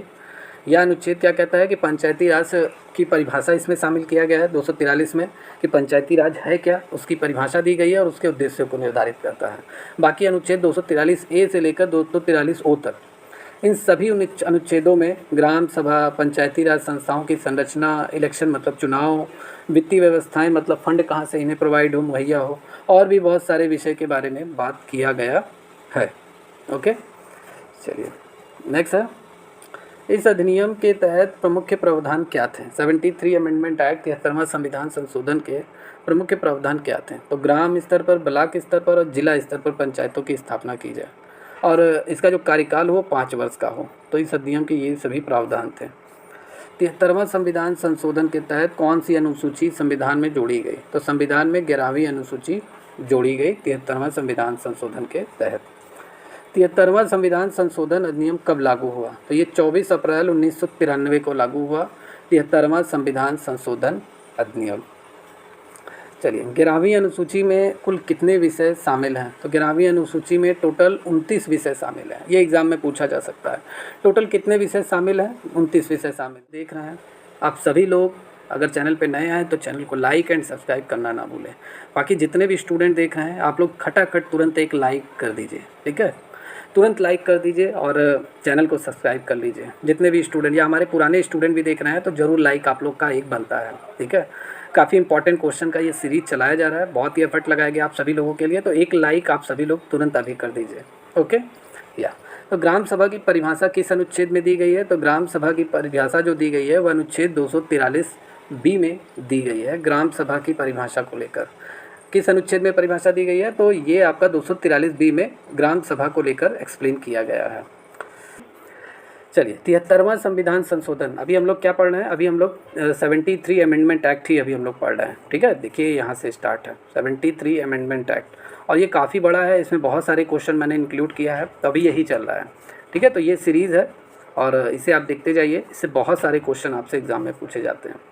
तो यहाँ पे नेक्स्ट क्वेश्चन है 73 अमेंडमेंट एक्ट मतलब 73वां संविधान संशोधन अधिनियम के तहत पंचायतों के चुनाव कितने अंतराल पे कराए जाने चाहिए? तो 5 साल के अंतराल पे ये चुनाव कराए जाने चाहिए। नेक्स्ट क्वेश्चन है अधिनियम के तहत पंचायतों मतलब 73वां संविधान संशोधन अधिनियम के तहत पंचायतों में किसके लिए आरक्षण की प्रावधान किए गए हैं? किसके रिजर्वेशन के लिए प्रोविज़न किया गया है? तो अनुसूचित जाति के लिए, अनुसूचित जनजाति के लिए और सभी महिलाओं के लिए, ठीक है, आरक्षण की व्यवस्था की गई है 73वां संविधान संशोधन के तहत सभी पंचायतों में। ओके, पंचायतों के वित्तीय प्रावधान के लिए कौन सी संस्था गठित की जाती है 73वां संविधान संशोधन के तहत? तो राज्य वित्त आयोग की स्थापना की गई है। सभी पंचायती राज संस्थाएं हैं, चाहे ग्राम पंचायत, पंचायत समिति, जिला परिषद या आपका नगर पालिका, नगर निगम, नगर पंचायत, सभी पंचायतों की जितनी भी संस्थाएं, इनको जो फंड मुहैया कराया जाना चाहिए, फाइनेंशियल मैनेजमेंट मतलब रुपए पैसे फंड मुहैया कराए जाने की जो व्यवस्था की गई है, उसके लिए एक स्टेट फाइनेंस कमीशन की स्थापना की गई है, ठीक है? राज्य वित्त आयोग की स्थापना की गई है। ओके, चलिए नेक्स्ट क्वेश्चन, 73वां संविधान संशोधन अधिनियम के तहत किसे पंचायतों के चुनाव की देखरेख का अधिकार है? तो पंचायतों में जो इलेक्शन जो कराएगा वो किसके अंडर में होगा? वो राज्य चुनाव आयोग के अंडर में होगा। राज्य चुनाव आयोग ही सभी पंचायती राज संस्थाओं में इलेक्शन वगैरह कराएगी और देखरेख करेगी। 73वां संविधान संशोधन का मुख्य उद्देश्य क्या था? तो ग्रामीण क्षेत्रों में स्वशासन को बढ़ावा देना और लोकतांत्रिक विकेंद्रीकरण को सुदृढ़ करना इस संशोधन अधिनियम का मुख्य उद्देश्य था। चलिए नेक्स्ट है आपका टॉपिक है वो है ई पंचायत, ठीक है?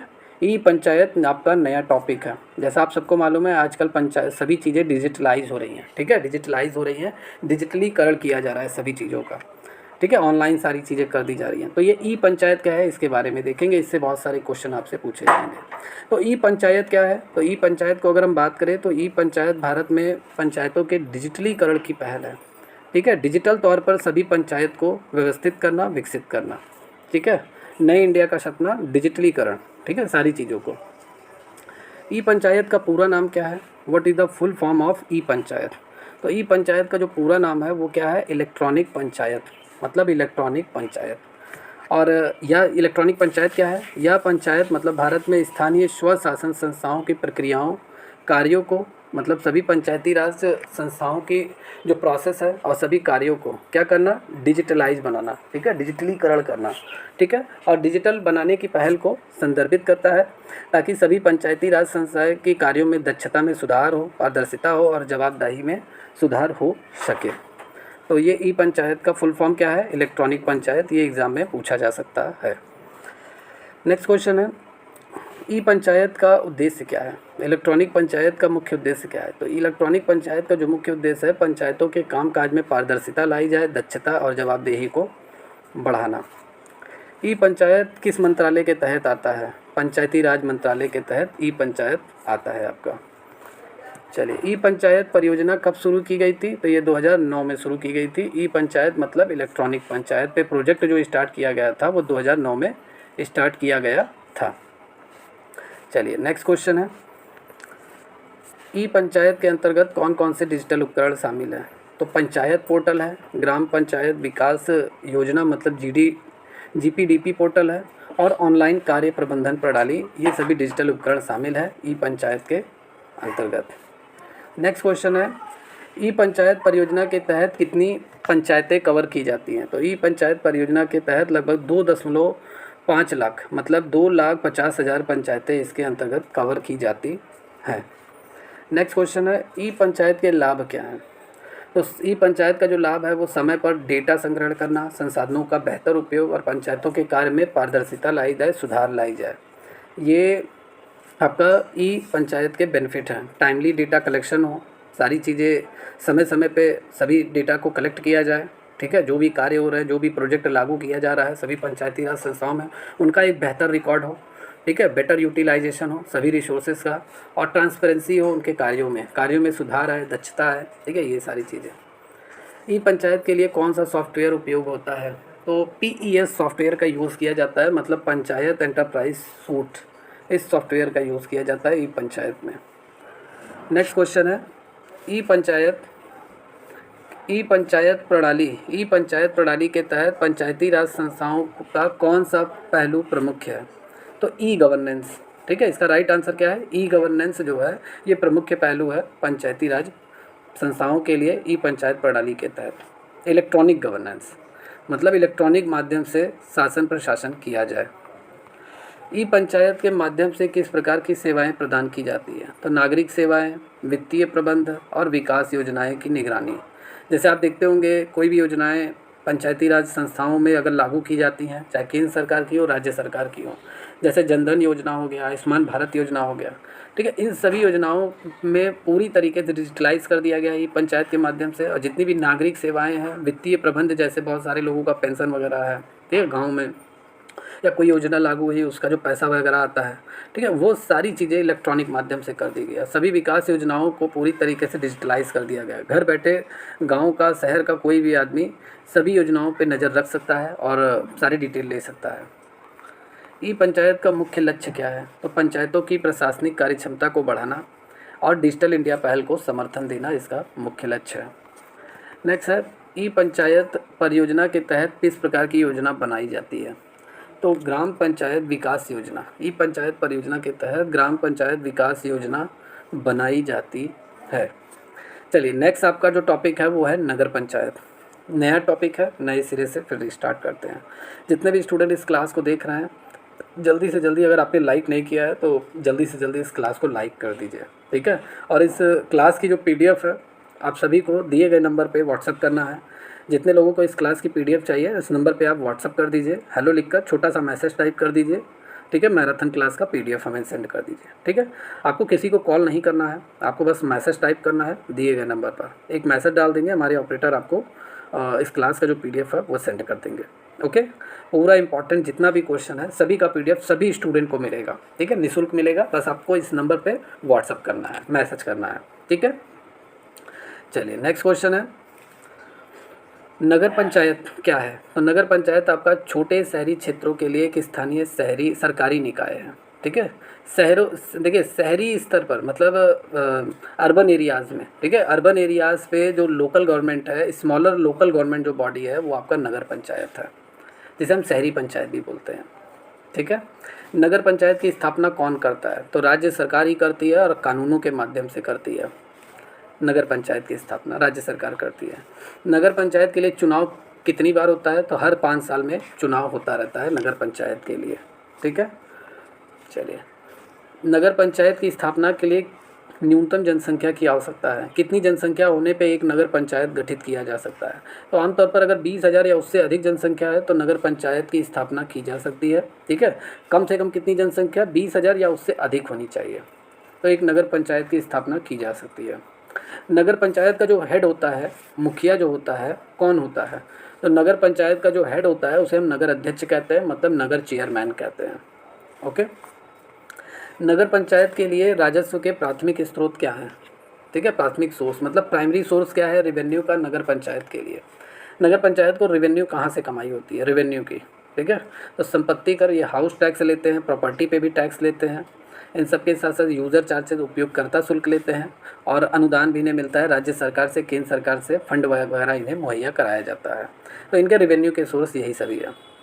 नगर पंचायत के अध्यक्ष का कार्यकाल कितना होता है? तो नगर पंचायत के अध्यक्ष का जो कार्यकाल होता है वो आमतौर पर 5 साल के लिए होता है। ओके, निर्वाचन के 5 साल तक वो अपने पद पर बने रहेंगे।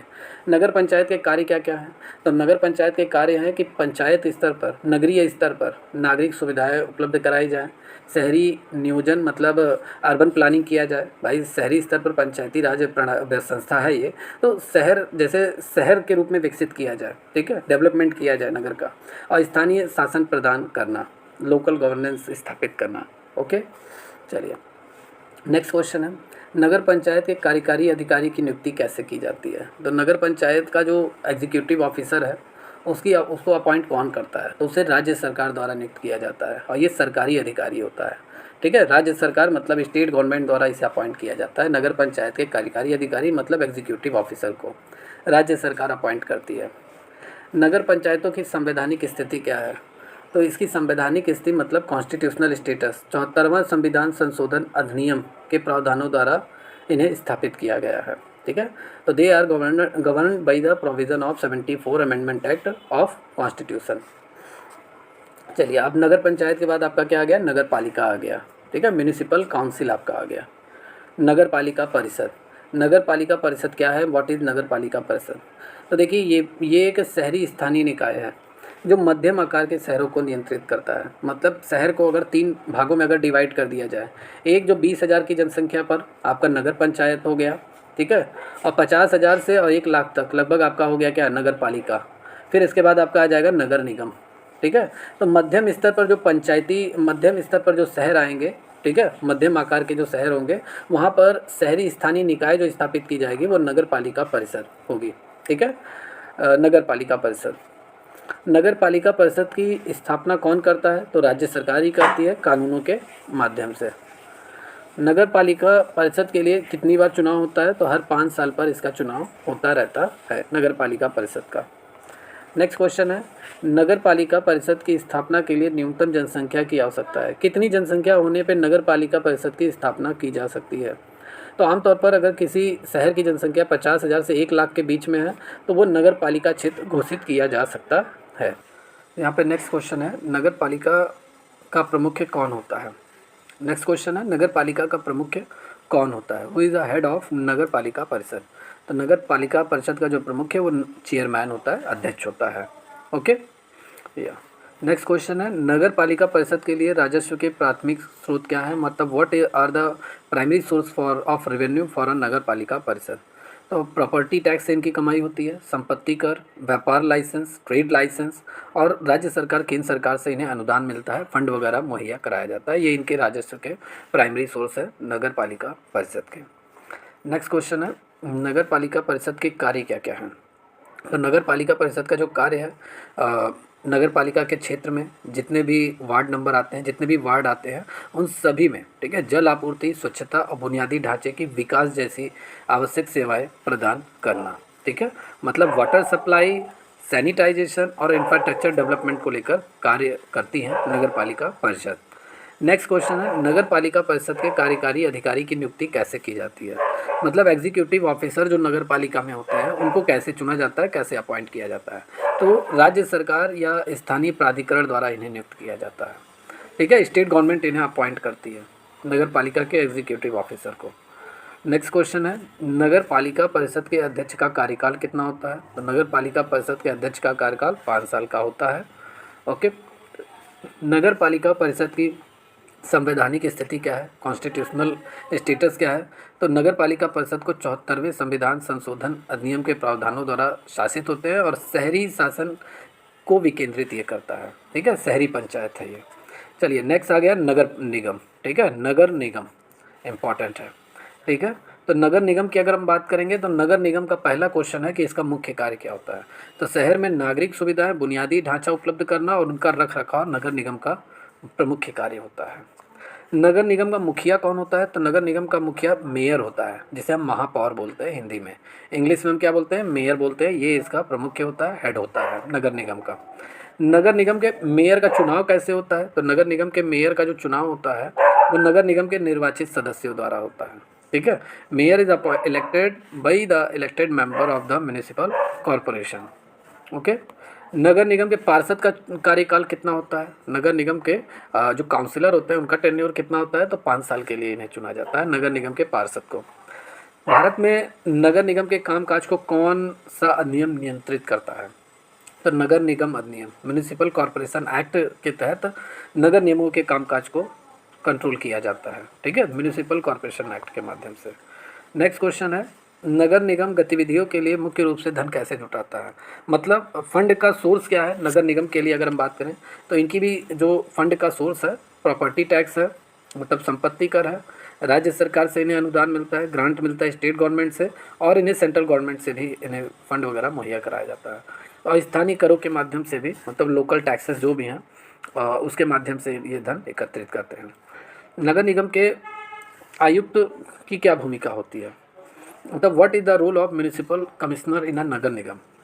तो नगर निगम का जो कमिश्नर होता है, म्यूनिसिपल कमिश्नर जो होता है, उसका कार्यकारी के प्रमुख रूप में कार्य करना और नगर निगम की नीतियों को लागू करना।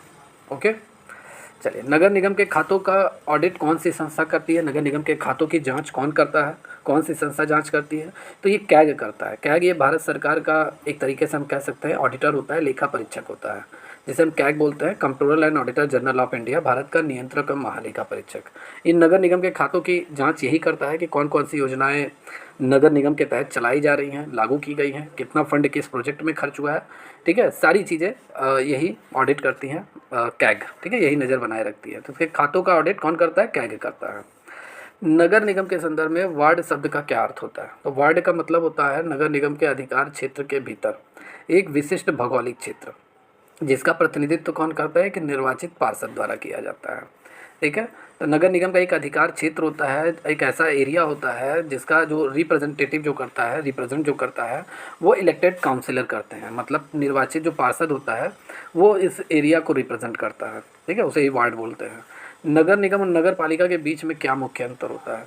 तो देखिए, नगर निगम जो होते हैं ये बड़े शहरों के लिए होते हैं। बड़े शहरों के लिए नगर निगम शब्द का यूज, नगर निगम वहाँ पे होता है बड़े शहरों में, जिनकी जनसंख्या मोर देन 1 लाख होती है।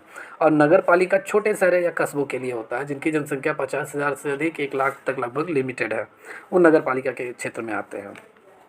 नेक्स्ट आ गया टॉपिक आपका बिहार इलेक्शन कमीशन। इंपॉर्टेंट है और यही चुनाव कराती है पंचायती राज संस्थाओं का, तो इनसे क्वेश्चन पूछा जाएगा। बिहार राज्य चुनाव, जब बिहार में पंचायती राज संस्थाओं, जितनी भी बिहार पंचायती राज संस्थाएं, उनका चुनाव कौन कराता है? बिहार स्टेट इलेक्शन कमीशन कराता है। तो इससे एग्जाम में पूछा जाएगा क्वेश्चन।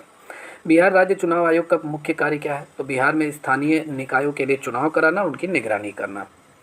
ओके, बिहार के राज्य चुनाव आयुक्त की नियुक्ति कौन करता है? कौन अपॉइंट करता है? State election commission of Bihar. तो बिहार के राज्यपाल राज्य चुनाव आयुक्त की नियुक्ति करते हैं, जो गवर्नर होते हैं। ठीक है, राज्यपाल, किसी भी राज्य के गवर्नर, जैसे बिहार के जो राज्यपाल हैं वही बिहार के राज्य चुनाव आयुक्त की नियुक्ति वही करेंगे। बिहार राज्य चुनाव आयोग की स्थापना कब हुई? तो इसकी स्थापना 1994 में की गई। बिहार राज्य चुनाव आयोग की स्थापना, मतलब बिहार स्टेट इलेक्शन कमीशन जो इस्टेब्लिश किया गया वो 1994 में इस्टेब्लिश किया गया। चलिए, नेक्स्ट क्वेश्चन है, भारतीय संविधान के किस अनुच्छेद के तहत राज्य चुनाव आयोग का गठन किया गया है? तो आर्टिकल 243 के में, आर्टिकल 243 के में राज्य चुनाव आयोग के गठन की बात की गई है। नेक्स्ट देखिए, यहाँ पे थोड़ा सा हम डिटेल में देखेंगे। अनुच्छेद 243 के और आर्टिकल 243 जेडए में, ठीक है, प्रत्येक राज्य में एक संवैधानिक निकाय के रूप में राज्य चुनाव आयोग की स्थापना के लिए जोड़ा गया है। और राज्य में पंचायतों और नगर पालिकाओं के सभी चुनाव के लिए मतदाता सूची तैयार करना और उनके संचालन के लिए अधिचरण, निर्देशन और नियंत्रण की शक्तियाँ इसमें शामिल है, इस अनुच्छेद में, इस आर्टिकल में। आर्टिकल 243 के की बात करें तो पंचायतों के चुनाव की इसमें बात की गई है, इलेक्शन टू पंचायत। पंचायतों के सभी चुनावों के लिए मतदाता सूची तैयार करना, उनके संचालन का अधिक्षण, निर्देशन, नियंत्रण सब राज्य चुनाव आयोग में निहित है, स्टेट इलेक्शन कमीशन आयोग के अंतर्गत आता है। और राज्यपाल द्वारा नियुक्त एक राज्य चुनाव आयुक्त होगा, ठीक है। गवर्नर एक आयुक्त को नियुक्त करेगा, ठीक है, स्टेट इलेक्शन कमीशन के लिए। ओके, नेक्स्ट है बिहार राज्य चुनाव आयोग किस प्रकार के चुनावों की देखरेख करता है। तो बिहार स्टेट इलेक्शन कमीशन सभी पंचायतों के, नगर पालिका और सभी अन्य स्थानीय निकाय के चुनाव की देखरेख करता है। नेक्स्ट क्वेश्चन है बिहार में निर्वाचन क्षेत्रों के परिसीमन के लिए कौन जिम्मेदार है। तो निर्वाचन क्षेत्रों के परिसीमन के लिए बिहार राज्य चुनाव आयोग पूरी तरीके से जिम्मेदार होता है। बिहार में पंचायत चुनाव कितनी बार होते हैं। तो हर 5 साल में चुनाव होते रहते हैं बिहार में पंचायत चुनाव। नेक्स्ट क्वेश्चन है बिहार में राज्य चुनाव आयुक्त की क्या भूमिका होती है। तो राज्य चुनाव आयुक्त की जो भूमिका होती है, राज्य में स्वतंत्र, निष्पक्ष और पारदर्शी चुनाव सुनिश्चित करना बिहार में राज्य चुनाव आयुक्त की मुख्य भूमिका रहती है। मतलब what is the role of state election commission. State election commissioner, जो स्टेट इलेक्शन कमिश्नर होता है, उसकी क्या भूमिका होती है। तो to ensure free, fair and transparent election कराना स्टेट में। क्लियर। बिहार में राज्य चुनाव आयोग के कामकाज के दिशा निर्देश और रूपरेखा कौन सी संस्था प्रदान करती है। तो ये भारत का चुनाव आयोग, मतलब इंडिया का जो इलेक्शन कमीशन है, वो बिहार राज्य चुनाव आयोग के कामकाज को पूरी तरीके से क्या करती है, गाइडलाइन जारी करती है और उसके कामकाज को लेकर फ्रेमवर्क तैयार करती है, रूपरेखा कि कैसे काम करना है, किस बेस पे काम करना है। तो भारत का जो चुनाव आयोग है वो बिहार राज्य चुनाव के लिए काम करता है, ये सारी चीज़ें लागू करता है। नेक्स्ट क्वेश्चन है क्या बिहार राज्य चुनाव आयोग के निर्णयों को न्यायालय में चुनौती दी जा सकती है। तो हम कहेंगे हाँ, बिहार राज्य चुनाव आयोग के निर्णयों को न्यायालय में चुनौती दी जा सकती है, उन्हें उच्च न्यायालय और सर्वोच्च न्यायालय में चुनौती दी जा सकती है। जैसे कोई भी डिसीजन है, अगर बिहार राज्य चुनाव आयोग मतलब बिहार स्टेट इलेक्शन कमीशन ने दे दिया अपना डिसीजन, अब उस डिसीजन के को लेकर हम पूरी तरीके से, ठीक है, कोर्ट में चैलेंज कर सकते हैं, ठीक है, court, supreme court, high court दोनों जगह चैलेंज कर सकते हैं। चलिए नेक्स्ट क्वेश्चन है बिहार में पंचायतों की प्राथमिक भूमिका क्या है, मतलब प्राइमरी रोल क्या है पंचायत का बिहार में। तो ग्राम स्तर पर स्थानीय स्वशासन को संचालित करना और उसका प्रबंधन करना, ये प्राइमरी रोल है पंचायत का बिहार में, ठीक है, to govern and manage local self government at a village level. Next question है बिहार में पंचायती राज संस्थाओं के कितने स्तर हैं। तो बिहार में पंचायती राज संस्थाओं के 3 स्तर हैं। कौन कौन से, ग्राम पंचायत, पंचायत समिति और जिला परिषद। ओके, नेक्स्ट क्वेश्चन बिहार में पंचायत चुनाव कितनी बार होते हैं। तो हर 5 साल में होते हैं, हर 5 साल में पंचायत चुनाव होते रहते हैं बिहार में। नेक्स्ट है बिहार में ग्राम पंचायत का मुखिया कौन होता है। तो ग्राम पंचायत का जो मुखिया होता है, ठीक है, वो सरपंच होता है, ठीक है, ग्राम पंचायत का मुखिया सरपंच होता है और नगर पंचायत का जो मुखिया वो नगर अध्यक्ष होता है, चेयरमैन होता है। ओके, बिहार में पंचायत समिति की क्या भूमिका है। तो पंचायत समिति ब्लॉक स्तर पर शासन करती है, ठीक है, स्थानीय निकाय है ब्लॉक स्तर पर। तो ब्लॉक स्तर मतलब अपने सभी ब्लॉक के भीतर ग्राम पंचायतों की गतिविधियों और विकास कार्यों का समन्वय करना, ठीक है, ये ब्लॉक स्तर पर पंचायत समिति वर्क करती है। बिहार में जिला परिषद का मुखिया कौन होता है। तो जिला परिषद का मुखिया जिला अध्यक्ष होता है, ठीक है, जिला अध्यक्ष होता है, जिसे हम प्रेसिडेंट ऑफ जिला परिषद भी कहते हैं। जिला अध्यक्ष होता है जिला परिषद का मुखिया। बिहार में ग्राम पंचायत के सदस्यों का चुनाव कैसे होता है। तो गांव के ही जितने भी निवासी होते हैं, जो 18+ वोटर्स होते हैं, 18+ जिसकी आयु होती है, वो सभी वोट कर सकते हैं। और गांव के जितने भी निवासी हैं जो मतदाता सूची में जिनका नाम है, वो प्रत्यक्ष चुनाव के माध्यम से ग्राम पंचायत के सदस्यों का चुनाव करते हैं, ठीक है। Members of the gram panchayat elected in Bihar, किसके द्वारा, ये डायरेक्ट इलेक्शन होता है रेसिडेंट विलेज, जो वहाँ गाँव के निवासी हैं उनके द्वारा। नेक्स्ट है बिहार में पंचायतों के लिए राजस्व का प्रमुख सोर्स क्या है। तो पंचायतों को राजस्व का प्रमुख सोर्स क्या है बिहार में। तो राज्य सरकार से इन्हें अनुदान मिलता है, बहुत सारे टैक्स से वसूलते हैं और अन्य सभी स्थानीय राजस्व मतलब अदर लोकल रेवेन्यू, ये इनका प्रमुख सोर्स है, ठीक है, रेवेन्यू का। बिहार में पंचायतें किस अधिनियम के तहत शासित होती हैं। तो बिहार पंचायती राज अधिनियम 2006 चल रहा है, उसी के आधार पर सभी कानून, एक्ट, नियम वगैरह बनाए जा रहे हैं और सभी पंचायतें बिहार पंचायती राज अधिनियम, बिहार पंचायती राज एक्ट 2006 द्वारा सभी कार्य जो किए जाते हैं, ठीक है, बिहार पंचायती राज एक्ट 2006 के तहत सभी पंचायतें अपना काम करती हैं और शासित होती है। क्लियर। बिहार में पंचायत चुनाव लड़ने के लिए न्यूनतम आयु क्या है। तो न्यूनतम आयु 21 साल है। अगर आप 21 साल के हैं तो आप पंचायत चुनाव लड़ सकते हैं, ठीक है, कोई भी पंचायत चुनाव आप लड़ सकते हैं। Minimum age 21। बिहार में ग्राम सभा की बैठक के लिए न्यूनतम कोरम क्या होना चाहिए? ठीक है, मिनिमम कोरम क्या होनी चाहिए बिहार में ग्राम सभा की मीटिंग के लिए? तो 1/10 ऑफ द टोटल मेंबर, कुल सदस्य का अगर 10वां हिस्सा, ठीक है, अगर मौजूद है तो ग्राम सभा की बैठक की जा सकती है। ठीक है, कुल सदस्य अगर 100 लोग हैं मान लेते हैं, तो इसका 1/10, मतलब अगर 10 लोग एक साथ हैं तो एक मीटिंग की जा सकती है। ठीक है, 1/10 कुल सदस्यों का 10वां हिस्सा ग्राम सभा की बैठक के लिए अप्लीकेबल है, मतलब पूरी तरीके से बहुत ज़रूरी है। ठीक है, न्यूनतम कोरम है, मिनिमम कोरम। बिहार में कितनी ग्राम पंचायतें हैं? ये करंटली डेटा है, आप विकिपीडिया से इसे पढ़ लीजिए और भी अच्छे से डिटेल में। ठीक है, यहाँ वन लाइनर बेस पे दिया गया है, लेकिन क्वेश्चन फॉर्मेट पे दिया गया है, काफ़ी इंपॉर्टेंट है, पूछा जा सकता है। ठीक है, तो अभी बिहार में जो ग्राम पंचायतें हैं वो 8,400, मतलब 8400 से ज़्यादा ग्राम पंचायतें हैं बिहार में। ओके, नेक्स्ट है, बिहार में पंचायत स्तर पर विकास योजनाओं के क्रियान्वयन की निगरानी कौन करता है? तो पंचायत स्तर पर विकास योजनाओं के क्रियान्वयन मतलब implementation of development scheme at panchayat level in Bihar, तो ग्राम सभा, पंचायत समिति, इनका होता है। ठीक है, इम्प्लीमेंट कौन करता है, मॉनिटर कौन करता है? ग्राम सभा और पंचायत समिति, पंचायत स्तर पर सभी विकास योजनाओं को यही इम्प्लीमेंट करते हैं बिहार में। बिहार में मुखिया का कार्यकाल कितना होता है? तो मुखिया का कार्यकाल, मुखिया मतलब सरपंच इसे कहते हैं। ठीक है, 5 साल कार्यकाल होता है, कई कई जगह सरपंच और कई कई जगह मुखिया भी कहते हैं। चलिए, बिहार में ग्राम कचहरी की क्या भूमिका होती है? तो बिहार में ग्राम कचहरी की जो भूमिका होती है वो ग्राम स्तर पर छोटे मोटे दीवानी और आपराधिक विवादों को ये खुद ही सुलझा सकते हैं। ठीक है, गांव में छोटे मोटे जो दीवानी मामले होते हैं और आपराधिक विवाद जो होते हैं तो वो ये खुद ही सुलझा सकते हैं, जो ग्राम कचहरी होती है। ठीक है, छोटी छोटी जो ग्राम कचहरियाँ होती हैं। बिहार में पंचायत चुनाव कैसे कराए जाते हैं? तो बिहार में पंचायत चुनाव राज्य चुनाव आयोग द्वारा कराए जाते हैं। नेक्स्ट क्वेश्चन है, बिहार में जिला स्तर पर योजना और विकास के लिए कौन सी संस्था जिम्मेदार है? तो जिला स्तर पर अगर कोई योजनाएं लागू की जाती है तो जिला परिषद के माध्यम से की जाती हैं। ठीक है, जिला परिषद, डिस्ट्रिक्ट काउंसिल जिसे हम बोलते हैं। नेक्स्ट है, क्या बिहार में मुखिया मतलब सरपंच, ठीक है, मुखिया जब मैं बोलूँगा तो सरपंच समझिए, के खिलाफ अविश्वास प्रस्ताव लाया जा सकता है? तो मैं कहूँगा जरूर लाया जा सकता है। ग्राम पंचायत के 2/3 सदस्यों के समर्थन से, 2/3 सदस्य अगर एक दूसरे से मतलब समर्थन है 2/3 सदस्यों का, तो पूरी तरीके से सरपंच के खिलाफ, मुखिया के खिलाफ अविश्वास प्रस्ताव लाया जा सकता है, नो कॉन्फिडेंस मोशन लाया जा सकता है और उसे हटाया भी जा सकता है पारित करके। नेक्स्ट क्वेश्चन है, बिहार में पंचायत समिति की संरचना क्या है? पंचायत समिति की कंपोजिशन क्या है? तो देखिए, ग्राम पंचायतों के निर्वाचित सदस्य, खंड विकास अधिकारी और अन्य संयोजित सदस्य शामिल होते हैं पंचायत समिति में।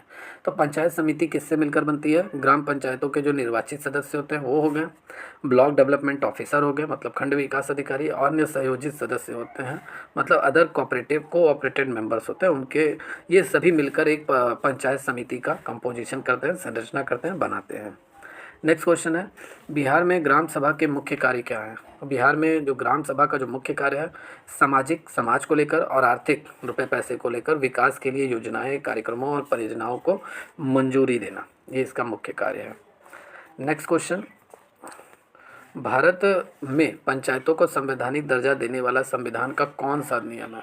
तो पंचायतों को संवैधानिक दर्जा, कॉन्स्टिट्यूशनल अमेंडमेंट मतलब जो स्टेटस दिया गया है सभी पंचायत को, किस संविधान संशोधन के माध्यम से दिया गया है? कौन सा कॉन्स्टिट्यूशनल अमेंडमेंट एक्ट लाया गया था?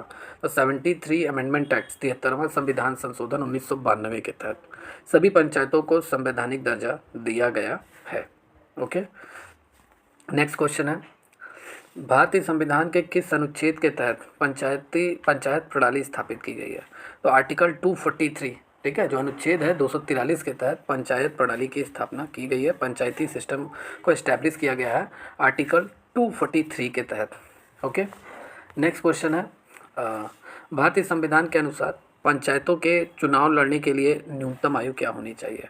तो 21 ईयर्स मतलब 21 साल कम से कम आपकी रहनी चाहिए, मिनिमम एज, तभी आप पंचायत चुनाव लड़ सकते हैं। और ये मैंने दोबारा क्वेश्चन ऐड किया है लेकिन आप सभी के लिए इस भी यहाँ पे कि आपको ये आर्टिकल याद हो जाए। आर्टिकल 243F में ये एक्सप्लेन किया गया है, अनुच्छेद 243F में।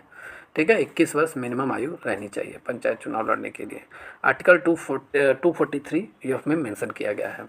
भारतीय संविधान की किस अनुसूची में वे विषय शामिल है जिन पर पंचायतें कानून बना सकती हैं? तो 11वीं अनुसूची जो है, ठीक है, 11वीं अनुसूची में टोटल 29 विषय आपके हैं। कितने विषय हैं? टोटल 29 विषय हैं और इन 29 विषय पे पंचायतें क्या बना सकती हैं? कानून बना सकती हैं। ठीक है, तो 11वीं अनुसूची में ये सभी विषय शामिल हैं। नेक्स्ट है आपका भारतीय संविधान के अनुसार पंचायत का कार्यकाल क्या है? तो पंचायतों का कार्यकाल भारतीय संविधान के अनुसार 5 वर्ष का होता है। ये अनुच्छेद 243 में मेंशन किया गया है। आर्टिकल भी याद करते चलिए, इसीलिए देखिए मैंने आप सभी के लिए आर्टिकल लिख दिया है। कहीं आर्टिकल आ गया पूछने के लिए तो आर्टिकल आ गया, आपको आर्टिकल मालूम है, तुरंत लगाइए खटाक से, आंसर एक आपका मिल गया। ठीक है, एक एक नंबर आपके लिए इंपॉर्टेंट है। एक नंबर से पीछे होते हैं तो 73,000 बच्चे फॉर्म भरे हुए हैं। 73,000 में मान लेते हैं 10,000 बच्चे गायब हो गए, वो सब बेचारे नहीं गए पेपर देने। ठीक है, 10,000 बच्चे नहीं गए तो मान लेते हैं 60,000, अगर मिनिमम 3,000 और हटा दीजिए, 60,000 अगर जाते हैं तो एक एक नंबर आपके लिए इंपॉर्टेंट है। एक एक नंबर कम हुआ, सोच लीजिए 60,000 बच्चों में कितने बच्चों के पीछे आप जाएंगे। और सीटें कितनी हैं?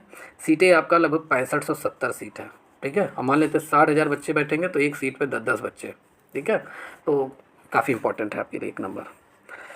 जिला मध्यवर्ती और ग्राम स्तर पर पंचायतों के गठन के लिए कौन सी संस्था जिम्मेदार है? तो ये राज्य विधानमंडल।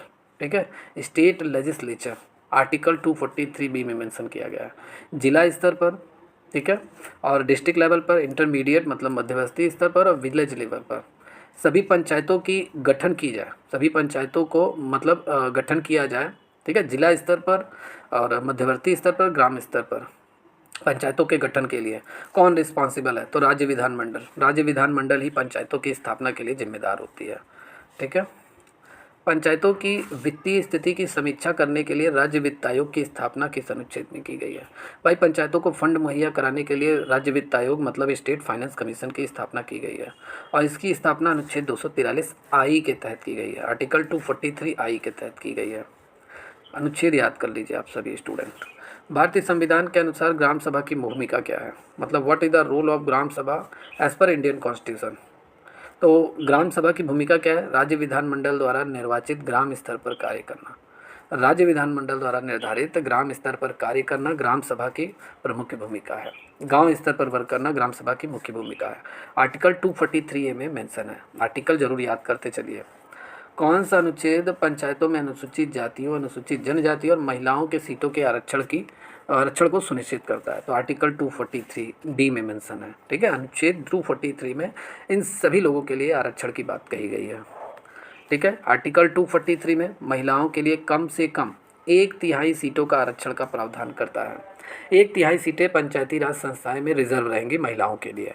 लेकिन अभी एक नया जो संशोधन किया गया, या मैं कहूँगा एक नया कानून लाया गया बिहार में, 50% सीधा सीधा महिलाओं के लिए रिजर्व है। 50% सीधा सीधा, 50 महिलाओं के लिए, 50 पुरुषों के लिए रिजर्व है, 50 महिलाओं के लिए। ठीक है, तो ये अभी जब संविधान लागू था, पंचायती राज संस्थाओं को जब दर्जा दिया गया, कॉन्स्टिट्यूशनल स्टेटस दिया गया, तब उसमें 1/3 सीटें महिलाओं के लिए रिजर्व थी। ठीक है, पिछड़े क्षेत्रों के लिए पक्ष में सीटों, अध्यक्षों का कार्यकाल, आरक्षण प्रावधान राज्य विधानमंडल द्वारा तय किया जाता है। चलिए नेक्स्ट क्वेश्चन है, कौन सा अनुच्छेद पंचायतों को आर्थिक विकास, सामाजिक न्याय के लिए योजनाएं तैयार करने का अधिकार देता है? तो आर्टिकल 243 जी में मेंशन है कि पंचायतों को आर्थिक विकास, सामाजिक न्याय देने के लिए सभी योजनाएं बनाई जाएं। आर्टिकल 243 जी में मेंशन है। नेक्स्ट क्वेश्चन है, कौन सा अनुच्छेद पंचायतों, नगर पालिका द्वारा तैयार की गई योजनाओं को समेकित करने के लिए जिला योजना समिति की स्थापना का प्रावधान करता है? तो आर्टिकल 243 जेड डी में, ठीक है, पूरी तरीके से जो प्रोवाइड कराता है, establishment of district planning committee to consolidate fund prepared by the panchayat and municipalities. मतलब पंचायतों और नगर पालिका द्वारा जो भी योजनाएं बनाई गई हैं, ठीक है, उन सबको क्या करने का काम? कंसोलिडेट करने का काम, समेकित करने का काम जिला योजना समिति की जो स्थापना की गई है, डिस्ट्रिक्ट प्लानिंग कमेटी की जो स्थापना की गई है, वो आपका आर्टिकल 243 जेड डी के तहत की गई है। नेक्स्ट क्वेश्चन है, किस अनुच्छेद के तहत भारत का राष्ट्रपति भाग 9 के प्रावधानों को केंद्र शासित प्रदेशों तक बढ़ा सकता है? तो आर्टिकल 243 एल के तहत।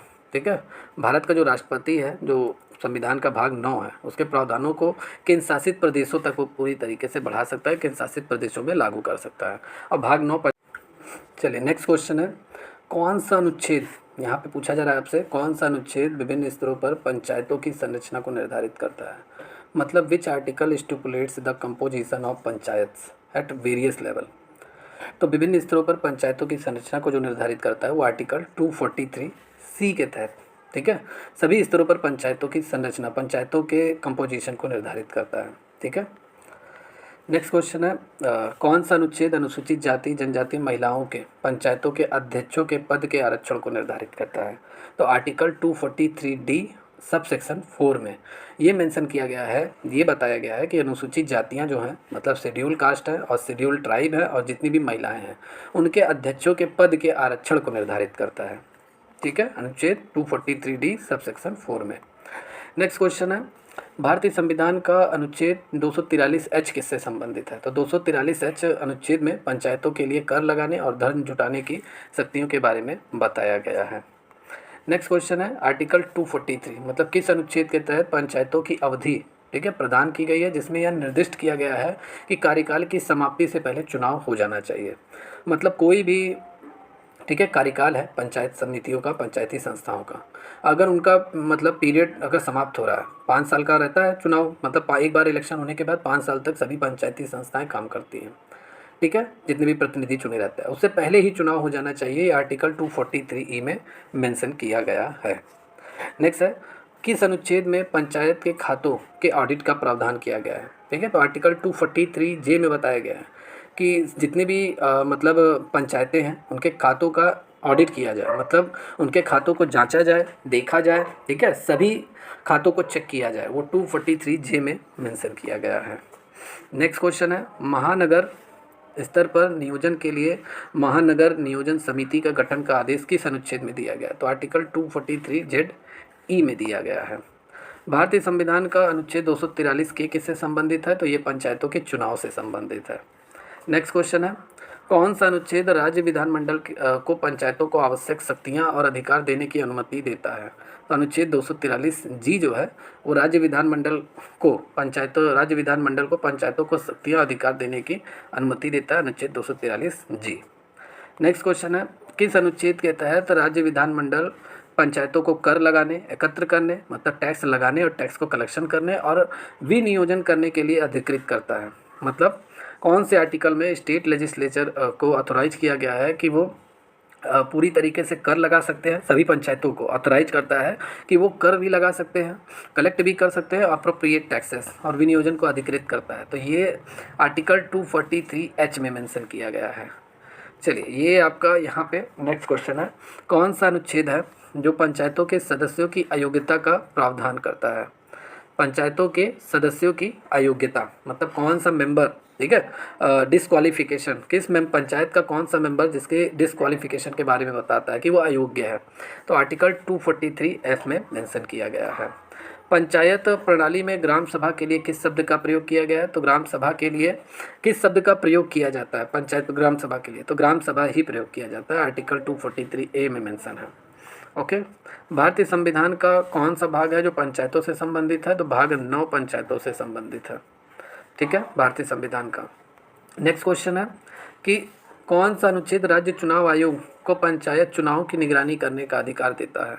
तो आर्टिकल 243K जो है वो राज्य चुनाव आयोग को पंचायत चुनाव की निगरानी करने का अधिकार देता है। ठीक है, 243K राज्य चुनाव आयोग पंचायतों की चुनाव करा सकते हैं पूरी तरीके से। ठीक है, और राज्य चुनाव आयोग ही पंचायती संस्थाओं में चुनाव वगैरह कराने का जिम्मा इन्हीं के ऊपर रहता है।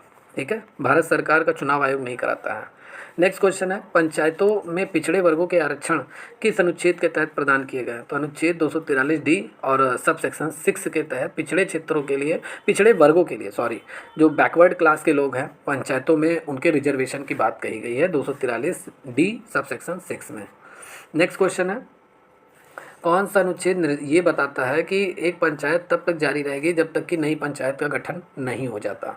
ठीक है, 5 साल तक लगभग रहेगी एक पंचायत और जब तक कि नई पंचायत का गठन नहीं हो जाता, आर्टिकल 243E सब सेक्शन 3 में। ये आर्टिकल जरूर याद कर लीजिए, बहुत इंपॉर्टेंट है, एग्जाम में पूछे जा सकते हैं। चलिए 243M आ गया। पंचायत के संदर्भ में आर्टिकल 243M की क्या भूमिका है? तो ये बताता है आर्टिकल 243M कि पंचायतों से संबंधित प्रावधानों के आवेदन से कुछ क्षेत्रों को बाहर रखने का प्रावधान किया गया है। चलिए नेक्स्ट क्वेश्चन है कि कौन सा अनुच्छेद ये कहता है कि यह अनिवार्य करता है कि राज्य वित्त आयोग को पंचायतों की वित्तीय स्थिति में सुधार के उपायों की सिफारिश करनी चाहिए? तो आर्टिकल 243I इसका राइट आंसर है।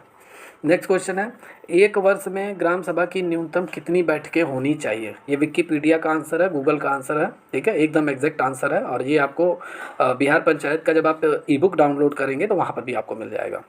तो राज्य विधानसभा द्वारा ये पूरी तरीके से निर्धारित किया गया है कि ग्राम सभा की जो न्यूनतम बैठकें हैं, ठीक है, वो कम से कम एक साल में, मतलब एक वर्ष में 2 से 4 बार ग्राम सभा की बैठकें होनी चाहिए। कम से कम 2 से 4 बैठकें तो होनी चाहिए, ठीक है, कम से कम। देखिए यहाँ पे डिटेल में देखिए, ग्राम सभा की जो बैठक है, मतलब ग्राम पंचायत में एक वर्ष में 4 ग्राम सभा की बैठकें जरूर होनी चाहिए। जनवरी माह में भी होनी चाहिए, या तो अप्रैल माह में, जुलाई माह में, और 15 अगस्त और 2 अक्टूबर को आयोजित जरूर की जानी चाहिए।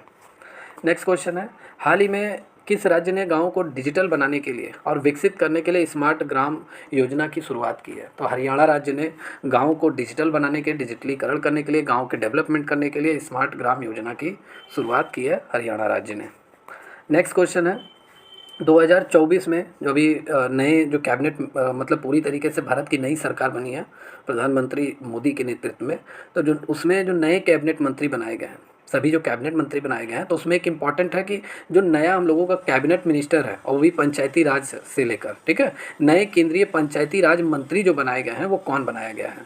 तो वो आपके बनाए गए हैं श्री राजीव रंजन सिंह उर्फ लल्लन जी, ठीक है, ये नाम याद कर लीजिए। ये पंचायती राज मंत्रालय का जिम्मा जो सौंपा गया है वो इन्हीं को सौंपा गया है, ठीक है। नए केंद्रीय पंचायती राज मंत्री जो हैं, जो कैबिनेट मिनिस्टर हैं, पंचायती राज के cabinet minister, new union minister, cabinet minister भी आप कह सकते हैं, वो राजीव रंजन सिंह उर्फ लल्लन सिंह, ये पंचायती राज मंत्रालय का जिम्मा इन्हें सौंपा गया है। शॉर्ट में याद कर लीजिए लल्लन जी, ठीक है। जैसे एक डायलॉग फेमस है, घर जाइए लल्लन जी, आप लोगों ने टीवी पे देखा होगा, जब कोई नेता हार गया था तो दूसरे नेता का मीम बनाया गया था, घर जाइए लल्लन जी, ठीक है। चलिए नेक्स्ट क्वेश्चन है, पंचायत प्रति गतिविधियों की वास्तविक समय की निगरानी के लिए ई ग्राम स्वराज को लागू करने वाला पहला राज्य कौन सा है? तो ई ग्राम स्वराज लागू करने वाला पहला राज्य महाराष्ट्र है। ये करंट का क्वेश्चन है, जरूर आएगा, इंपॉर्टेंट है, ठीक है। गांव में पानी के संरक्षण के लिए किस भारतीय राज्य ने सुजलाम सुफलम जल संचयन अभियान शुरू किया है? तो ये अभियान किसने शुरू किया है पानी के लिए? गुजरात राज्य ने शुरू किया है। तो इम्पॉर्टेंट है, पानी के संरक्षण के लिए योजना, ये अभियान लाई गई है, गुजरात सरकार द्वारा लाया गया है। नेक्स्ट क्वेश्चन है, पंचायती राज संस्थाओं ने महिलाओं की भागीदारी को बढ़ावा देने के लिए भारत सरकार द्वारा 2022 में कौन सी योजना शुरू की गई है? तो राष्ट्रीय ग्राम स्वरोजगार योजना लाई गई है, ठीक है। थोड़ा ये योजना पुरानी है लेकिन पूछी जा सकती है एग्जाम में, ठीक है। पंचायत से रिलेटेड ये योजनाएं हैं, महिलाओं की भागीदारी को बढ़ावा देने के लिए पंचायती राज संस्थाओं में, और वो भी भारत सरकार द्वारा 2022 में, ठीक है। कौन सी योजना शुरू की गई? तो राष्ट्रीय ग्राम स्वराज अभियान शुरू किया गया है। इंपॉर्टेंट है, जरूर पूछा जा सकता है। नेक्स्ट है आपका, ग्रामीण क्षेत्रों में परिवहन सुविधाएं प्रदान करने के लिए किस राज्य ने मुख्यमंत्री ग्राम परिवहन योजना शुरू की है? मतलब ग्रामीण क्षेत्रों में, गांव देहात में, मतलब गांव वाले एरियाज में, ग्रामीण क्षेत्रों में परिवहन सुविधाएं, ठीक है, प्रदान करने के लिए किस राज्य सरकार ने एक योजना शुरू की है जिसका नाम है मुख्यमंत्री ग्राम परिवहन योजना? ये किसने शुरू किया है? ये जरूर पूछा जाएगा, इंपॉर्टेंट है, बिहार से रिलेटेड है, अपने बिहार से रिलेटेड है, ठीक है। तो बिहार राज्य सरकार ने ये योजना शुरू की है, और बिहार पंचायत के लिए अति महत्वपूर्ण क्वेश्चन है ये। चलिए नेक्स्ट क्वेश्चन है, पंचायती राज मंत्रालय ने किस वर्ष स्वामित्व, ठीक है, ग्रामीण क्षेत्रों में सुधारित प्रौद्योगिकी के साथ गांवों का संरक्षण और मानचित्रण, ये स्वामित्व का मतलब है, ठीक है, कि गांव में सुधारित प्रौद्योगिकी के साथ गांवों का सर्वेक्षण और मानचित्रण किया जाए, ये योजना शुरू की गई है। ये वर्ष 2020 में शुरू की गई है, ओके। पंचायती राज मंत्रालय ने इस योजना को शुरू किया गया, इंपॉर्टेंट है, पूछा जा सकता है। चलिए नेक्स्ट क्वेश्चन है, किस राज्य ने हाल ही में पंचायती राज संस्थाओं में पारदर्शिता को बढ़ाने के लिए ई पंचायत पोर्टल पेश किया है? तो ये कर्नाटक राज्य ने। कौन सी राज्य ने? कर्नाटक राज्य ने ई पंचायत पोर्टल पेश किया है हाल ही में पंचायती राज संस्थाओं में पारदर्शिता को बढ़ाने के लिए। सभी करंट के क्वेश्चन है, इंपॉर्टेंट है, पूछे जा सकते हैं, ठीक है। ये यूपी से रिलेटेड क्वेश्चन है, और पंचायती राज अब की बार का इंपॉर्टेंट क्वेश्चन है, पंचायती राज मंत्रालय द्वारा ई पंचायत पुरस्कार 2023, इलेक्ट्रॉनिक पंचायत का जो अवार्ड मिला है 2023 में, वो किस राज्य को दिया गया है? बहुत इंपॉर्टेंट है, very very most important question है। पंचायत का पुरस्कार अब लगभग सभी राज्यों में कंपेयर करके दिया जाता है, और कौन विनर रहा है 2023 का? उत्तर प्रदेश। उत्तर प्रदेश को 2023 का ई पंचायत पुरस्कार दिया गया है, इंपॉर्टेंट है, पूछा जा सकता है एग्जाम में। नेक्स्ट क्वेश्चन है, किस राज्य ने पंचायत गतिविधियों और सेवाओं की वास्तविक समय की निगरानी के लिए पंचायत दर्पण पहल शुरू की है? तो मध्य प्रदेश ने। ठीक है, मध्य प्रदेश ने पंचायत गतिविधियों और सेवाओं की वास्तविक समय निगरानी के लिए पंचायत दर्पण शुरू किया है, मध्य प्रदेश ने। नेक्स्ट क्वेश्चन है, ग्राम स्तर पर पंचायती राज संस्थाओं की प्राथमिक इकाई क्या है? ठीक है, गांव स्तर पर पंचायती राज की प्राथमिक इकाई क्या है? ग्राम पंचायत। ओके, ग्राम पंचायत का मुखिया कौन होता है? सरपंच होता है। ये मेरे हिसाब से ये रिपीट हो गया है, लेकिन इंपॉर्टेंट है, जितनी बार आएगा उतनी बार देखते जाइए, याद हो जाएगा। एक क्वेश्चन यहाँ रिपीटेड आपको मिल गया। ग्राम पंचायत के सदस्यों का चुनाव कैसे होता है? तो सीधे ग्राम सभा के मतदाताओं द्वारा होता है। ग्राम सभा का नाम जिसमें गांव के सभी पात्र मतदाता शामिल होते हैं, ठीक है, ग्राम सभा है। ग्राम सभा का नाम ग्राम सभा, गांव की सभा, जिसमें गांव के सभी पात्र मतदाता मतलब रजिस्टर्ड वोटर, एलिजिबल वोटर कहिए या रजिस्टर्ड वोटर, उसमें शामिल होते हैं ग्राम सभा की मीटिंग में। ठीक है, ग्राम पंचायतों के लिए राजस्व का मुख्य स्रोत क्या है? तो प्रॉपर्टी टैक्स राज्य सरकार से, केंद्र सरकार से अनुदान मिलता है और लोकल टैक्सेज इन्हें मिलते हैं। ग्राम पंचायत के सदस्यों का कार्यकाल कितना होता है? 5 साल के लिए होता है। ग्राम स्तर पर विकास योजनाओं के क्रियान्वयन के लिए कौन सी संस्था जिम्मेदार होती है? तो ग्राम स्तर पर ग्राम पंचायत सभी विकास योजनाओं को के लिए जिम्मेदार, जो रिस्पॉन्सिबल होती है, वो ग्राम पंचायत होती है। नेक्स्ट क्वेश्चन है, पंचायती राज अधिनियम के अनुसार ग्राम सभा की कितनी बार बैठक होनी चाहिए? तो बैठक को लेकर यहाँ पे डिटेल में देखिए, बैठक क्यों थी। बिहार पंचायती राज अधिनियम 2006 की धारा 3 के अंतर्गत ग्राम सभा की जो बैठक है वो हर 3 महीने में एक बार जरूर होनी चाहिए। हर 3 महीने में एक बार जरूर बैठक होनी चाहिए। और यहाँ पे जो आपका राइट आंसर है, ठीक है, हर 3 महीने में एक बैठक जरूर होनी चाहिए। और भी डिटेल में बात कर लें तो ग्राम सभा की जो बैठक है वो ग्राम पंचायत में एक वर्ष में 4 ग्राम सभा की बैठकें मिनिमम होनी चाहिए। जनवरी माह, अप्रैल माह, जुलाई माह में, या 15 अगस्त, 2 अक्टूबर को आयोजित की जानी चाहिए। कम से कम 4 बैठकें तो जरूर होनी चाहिए और हर 3 महीने में एक बार जरूर बैठक होना चाहिए। बिहार पंचायती राज अधिनियम 2006 की धारा 3 में ये बातें लिखी गई हैं। ठीक है, इंपॉर्टेंट है। नेक्स्ट क्वेश्चन है, ग्राम पंचायत विकास योजना जीपीडीपी का मुख्य उद्देश्य क्या है? तो गांव के लिए सहभागी विकास योजना बनाना। ठीक है, ग्राम पंचायत विकास योजना का मुख्य उद्देश्य है। नेक्स्ट क्वेश्चन है, ग्राम सभा की बैठक कौन बुलाता है? तो सरपंच बुलाता है ग्राम सभा की सभी बैठकों को। नेक्स्ट क्वेश्चन है, ग्राम पंचायत के लिए न्यूनतम जनसंख्या कितनी होनी चाहिए? तो कम से कम अगर किसी गांव की जनसंख्या 500 से 1000 के बीच में रहती है, ठीक है, न्यूनतम जनसंख्या, तो एक ग्राम पंचायत बनाया जा सकता है, ग्राम पंचायत का गठन किया जा सकता है। ये मिनिमम जनसंख्या का रूल है। सॉरी, 500 से 1000 के बीच में अगर किसी गांव की जनसंख्या है तो ग्राम पंचायत गठन किया जा सकता है। और न्यूनतम जनसंख्या वाले राज्य के अनुसार अलग अलग है, सभी राज्यों का अपना अलग अलग है, लेकिन जो आपको विकिपीडिया पे मिलेगा वो आपको यही मिलेगा। अगर आपके एग्जाम में आता भी है ग्राम पंचायत के गठन के लिए न्यूनतम जनसंख्या, तो 500 से 1000 रहनी चाहिए। बाकी जो न्यूनतम जनसंख्या वाले राज्य हैं, जैसे गोवा हो गया, सिक्किम हो गया, नागालैंड हो गया, जो कम जनसंख्या वाले हैं, ठीक है, न्यूनतम जनसंख्या राज्य के अनुसार, उन लोगों का अलग अलग होता है, लेकिन आमतौर पर जो होता है सभी राज्यों में वो आपका 500 से 1000 होता है। ओके, या ग्राम पंचायत की स्थापना के लिए कौन सा संवैधानिक अनुच्छेद प्रावधान करता है? तो आर्टिकल 243 ग्राम पंचायत की स्थापना के बारे में प्रावधान करता है। नेक्स्ट क्वेश्चन है कि ग्राम पंचायत में पंच की क्या भूमिका होती है? तो पंच एक निर्वाचित सदस्य होता है जो निर्णय लेता है और शासन में सरपंच की सहायता करता है। ठीक है, तो पंच भी एक निर्वाचित सदस्य होता है, इलेक्टेड मेंबर होता है, जो सहायता करता है किसका? सरपंच का, सरपंच को निर्णय लेने में और शासन में, ठीक है, गवर्नेंस में सहायता करता है पंच, सरपंच का। नेक्स्ट क्वेश्चन है, या नेक्स्ट क्वेश्चन, हाँ, ग्राम पंचायत गांव में प्राथमिक शिक्षा में किस तरह योगदान देती है? ठीक है, तो क्वेश्चन है, ग्राम पंचायत गांव में प्राथमिक शिक्षा में किस तरह योगदान देती है? तो गांव में स्कूलों का प्रबंधन करके, बच्चों का नामांकन मतलब उनका रजिस्ट्रेशन करके, एनरोलमेंट करके और उनकी उपस्थिति को सुनिश्चित करके। ठीक है, ग्राम पंचायत गाँव में प्राइमरी एजुकेशन को बढ़ावा देती है, अपना कॉन्ट्रीब्यूशन करती है। नेक्स्ट क्वेश्चन है कि कौन सा प्राधिकरण मतलब कौन सी अथॉरिटी है जो ग्राम स्तर पर महात्मा गांधी राष्ट्रीय ग्रामीण रोजगार गारंटी अधिनियम मतलब मनरेगा के कार्यान्वयन को देखरेख करती है? तो ग्राम पंचायत देखती है। मनरेगा को पूरी तरीके से, मनरेगा के काम को, कार्यान्वयन को, ठीक है, कौन देखरेख करती है? तो ग्राम पंचायत देखरेख करती है। मनरेगा को लागू करना, ठीक है, मनरेगा में कितने लोग रजिस्टर्ड हैं, तो ये सारी चीज़ें ग्राम पंचायत के अंडर में आता है। नेक्स्ट क्वेश्चन है आपका, पंचायती राज संस्था का मध्यवर्ती स्तर क्या है? तो पंचायत समिति होता है, पंचायती राज संस्था का मध्यवर्ती स्तर। ठीक है, इंटर पंचायत समिति अब आपका टॉपिक आ गया, इंपॉर्टेंट है। नेक्स्ट क्वेश्चन है, कि कुछ राज्यों में पंचायत समिति का दूसरा नाम क्या होता है। तो बहुत सारे राज्यों में पंचायत समिति को ब्लॉक पंचायत भी बोलते हैं और मंडल पंचायत भी बोलते हैं, ये इसका दूसरा नाम है। पंचायत समिति का मुखिया कौन होता है? तो पंचायत समिति का मुखिया जिसे हम अध्यक्ष भी बोलते हैं या उस राष्ट्रपति भी बोलते हैं, ठीक है, चेयरमैन बोलते हैं या प्रेसिडेंट भी बोलते हैं पंचायत समिति के मुखिया को। नेक्स्ट है पंचायत समिति के सदस्यों का चुनाव कैसे होता है।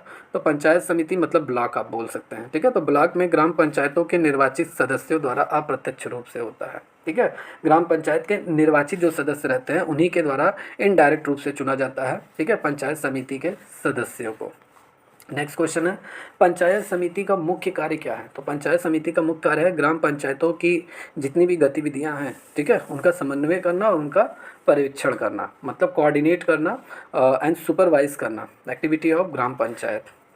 नेक्स्ट क्वेश्चन ब्लॉक स्तर पर जितनी भी विकास योजनाएं हैं कौन सी संस्था तैयार करती है, उन्हें लागू करती है। तो पंचायत समिति ब्लॉक स्तर पर सभी विकास योजनाओं को तैयार करती है, ठीक है, ब्लॉक स्तर पर, और उन्हें लागू करती है पंचायत समिति, ठीक है। नेक्स्ट क्वेश्चन है पंचायत समिति के लिए राजस्व का मुख्य स्रोत क्या होता है। तो इन्हें राज्य सरकार से अनुदान मिलता है, ग्रांट मिलता है, फंड मुहैया कराया जाता है, टैक्स से भी इनकी कमाई होती है और लोन वगैरह, मतलब लोन वगैरह भी इन्हें मिलता है, ठीक है। बैंकों से भी ले सकते हैं, वर्ल्ड बैंक से भी ले सकते हैं और राज्य सरकार से भी, कहीं से भी ये लोन वगैरह इनका, मतलब जिला परिषद से भी ये लोन वगैरह ले सकते हैं, ठीक है। इनसे शीर्ष जिला परिषद ही तो होता है पंचायत समिति का। पंचायत समिति के सदस्यों का कार्यकाल कितना होता है। तो 5 साल के लिए इनका कार्यकाल होता है जिला पंचायत समिति के सदस्यों का। पंचायत समिति के भीतर कौन सी समिति वित्तीय मामलों के लिए जिम्मेदार होती है। तो स्थायी समिति होती है, ठीक है, स्टैंडिंग कमेटी होती है जो रुपए पैसे के लेकर जिम्मेदार होती है पंचायत समिति के अंदर। नेक्स्ट है आपका पंचायत समिति की बैठक कितनी बार होनी चाहिए। तो महीने में कम से कम 1 बार जरूर बैठक होनी चाहिए पंचायत समिति की। नेक्स्ट क्वेश्चन है पंचायत समिति के अंतर्गत प्राथमिक प्रशासनिक इकाई क्या है। तो पंचायत समिति के अंतर्गत प्राथमिक प्रशासनिक इकाई मतलब प्राइमरी एडमिनिस्ट्रेटिव यूनिट जो है वो ब्लॉक है या तो मंडल है, ठीक है, ब्लॉक या मंडल। नेक्स्ट क्वेश्चन है प्रशासनिक कार्यों में पंचायत समिति के अध्यक्ष की सहायता कौन करता है। मतलब एडमिनिस्ट्रेटिव फंक्शन में जो चेयरमैन होता है उसकी सहायता कौन करता है पंचायत समिति में। तो जो ब्लॉक डेवलपमेंट ऑफिसर होता है बीडीओ, जिसे राज्य सरकार अपॉइंट करता है, ये सरकारी अधिकारी होता है बीडीओ, ठीक है, ब्लॉक डेवलपमेंट ऑफिसर, यही पंचायत समिति के अध्यक्ष की सहायता करता है, ठीक है, प्रशासनिक कार्यों में। नेक्स्ट क्वेश्चन है कि ब्लॉक स्तर पर कृषि विकास कार्यक्रमों को लागू करने के लिए कौन सी पंचायती राज संस्था जिम्मेदार होती है। तो पंचायत समिति, ठीक है, पंचायत समिति मतलब ब्लॉक स्तर पर जो कृषि विकास कार्य है, मतलब एग्रीकल्चर डेवलपमेंट प्रोग्राम है ब्लॉक स्तर पर, उसको इम्प्लीमेंट करने के लिए कौन रिस्पॉन्सिबल होता है, पंचायत समिति। ओके या नेक्स्ट क्वेश्चन है पंचायत समिति ग्रामीण स्वास्थ्य सेवाओं में किस प्रकार योगदान देती है। तो ब्लॉक के भीतर स्वास्थ्य केंद्रों और क्लिनिक का प्रबंध करके और उसका परीक्षण करके सभी स्वास्थ्य सेवाओं में ये अपना योगदान देती है पंचायत समिति। नेक्स्ट क्वेश्चन पंचायत समिति में ब्लॉक विकास अधिकारी मतलब बीडीओ की क्या कार्य होता है, उसकी भूमिका क्या होती है। तो जो बीडीओ होता है वो सरकारी योजनाओं को लागू करता है, जितनी भी केंद्र सरकार राज्य सरकार की योजनाएं उनको लागू करता है ब्लॉक स्तर पर। और ब्लॉक स्तर पर डेवलपमेंट से रिलेटेड मतलब ब्लॉक के विकास को लेकर जो जो योजनाएं जो जो प्रोजेक्ट लाया जाएगा उन सभी पे ये अपना कार्य करता है, अपनी निगरानी रखता है और उनको इम्प्लीमेंट करता है, ठीक है। कौन, ब्लॉक विकास अधिकारी मतलब खंड विकास अधिकारी बीडीओ। पंचायती राज व्यवस्था का शीर्ष सर्वोच्च स्तर कौन सा है। तो सर्वोच्च स्तर कौन है, देखिए जिला परिषद अब आपका आ गया, डिस्ट्रिक्ट काउंसिल, ठीक है। चैप्टर वाइज और सिलेबस वाइज ये सभी एमसीक्यूज आपको 1 लाइनर क्वेश्चन आपको कराए जा रहे हैं, इंपॉर्टेंट क्वेश्चन है। तो पंचायती राज संस्था का सर्वोच्च स्तर क्या है, जिला परिषद सर्वोच्च स्तर पर है पंचायती राज संस्था का। जितने भी स्टूडेंट इस क्लास को देख रहे हैं समझ में आ रहा है, आपको समझ में आ रहा हो तो तुरंत चैनल को सब्सक्राइब कर लीजिए, पहली बार आए हैं। और अगर हमारे पुराने स्टूडेंट आप हैं तो जल्दी से जल्दी इस क्लास को लाइक कर दीजिए, ठीक है। काफ़ी इंपॉर्टेंट क्वेश्चन का ये सेट्स है और आपके एग्जाम में इससे क्वेश्चन जरूर देखने को आपको मिलेगा 100%। जिला परिषद का प्रमुख कौन होता है। तो जिला परिषद का प्रमुख जिसे हम चेयरमैन कहते हैं या प्रेसिडेंट कहते हैं, यही इसका प्रमुख होता है। जिला परिषद के सदस्यों का चुनाव कैसे होता है। तो जिला परिषद मतलब जिले में पंचायत समिति के जो निर्वाचित सदस्य होते हैं उन्हीं के द्वारा अप्रत्यक्ष रूप से होता है। ओके, जिला परिषद का मुख्य कार्य क्या है। तो जिला परिषद का मुख्य कार्य पंचायत समिति और ग्राम पंचायतों की गतिविधियों का समन्वय और पर्यवेक्षण करना जिला परिषद का मुख्य कार्य होता है, मतलब टू कोऑर्डिनेट करना एंड सुपरवाइज करना सभी एक्टिविटी, चाहे वो पंचायत समिति और ग्राम पंचायत से रिलेटेड हो। पंचायत समिति और ग्राम पंचायत ये दोनों जितना भी काम करते हैं, ठीक है, गांव के विकास को लेकर या सभी योजनाओं को लेकर या ब्लॉक स्तर पर सभी योजनाएं और विकास को लेकर उसको कोऑर्डिनेट लागू करने का काम और सुपरवाइज करने का मतलब देखने का काम पंचायत किसका होता है, जिला परिषद का होता है। नेक्स्ट क्वेश्चन है, जिला परिषद के राजस्व के मुख्य स्रोत क्या है? ठीक है, तो राज्य सरकार से इन्हें अनुदान मिलता है, टैक्स कलेक्शन होती है और लोन वगैरह भी ये ले सकते हैं। ठीक है, इनके मतलब प्राइमरी सोर्स होता है, मेन सोर्स होता है इनके रेवेन्यू का।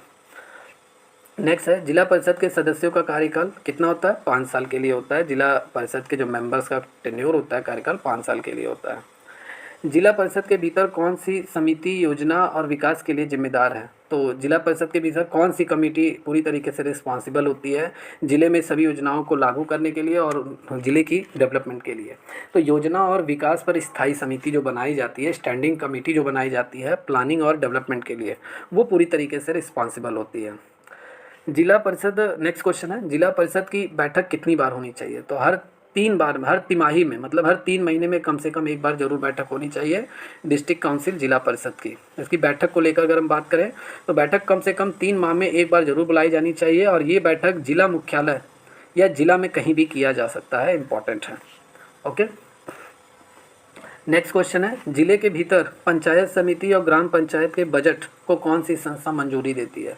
तो जिला परिषद मंजूरी देती है। ठीक है, जिले के भीतर पंचायत समिति और ग्राम पंचायत दोनों लोगों के बजट को कौन सी संस्था मंजूरी देती है? तो जिला परिषद जब मंजूरी देती है तभी यहाँ पे वो मतलब जो भी बजट आता है, मंजूरी इनके मिलने के बाद ही बजट का जो भी पैसा वगैरह है इन सभी संस्थाओं समितियों को मिलता है। ओके, नेक्स्ट है आपका, जिला परिषद में मुख्य कार्यकारी अधिकारी मतलब सीईओ का क्या भूमिका है? सीईओ मतलब चीफ एग्जीक्यूटिव ऑफिसर, जो जिला परिषद में अपॉइंट होता है, उनका मुख्य कार्य क्या है? तो जिला परिषद के जो निर्णय है और नीतियों को क्रियान्वित करना, मतलब एग्जीक्यूट करना, डिसीजन और पॉलिसीज़ को, जिला परिषद के इनका मुख्य कार्य है। नेक्स्ट क्वेश्चन है, जिला परिषद राज्य सरकार से किस तरह जुड़ी हुई है? तो पंचायती राज विभाग के माध्यम से जिला परिषद जो है वो राज्य सरकार से जुड़ी हुई है।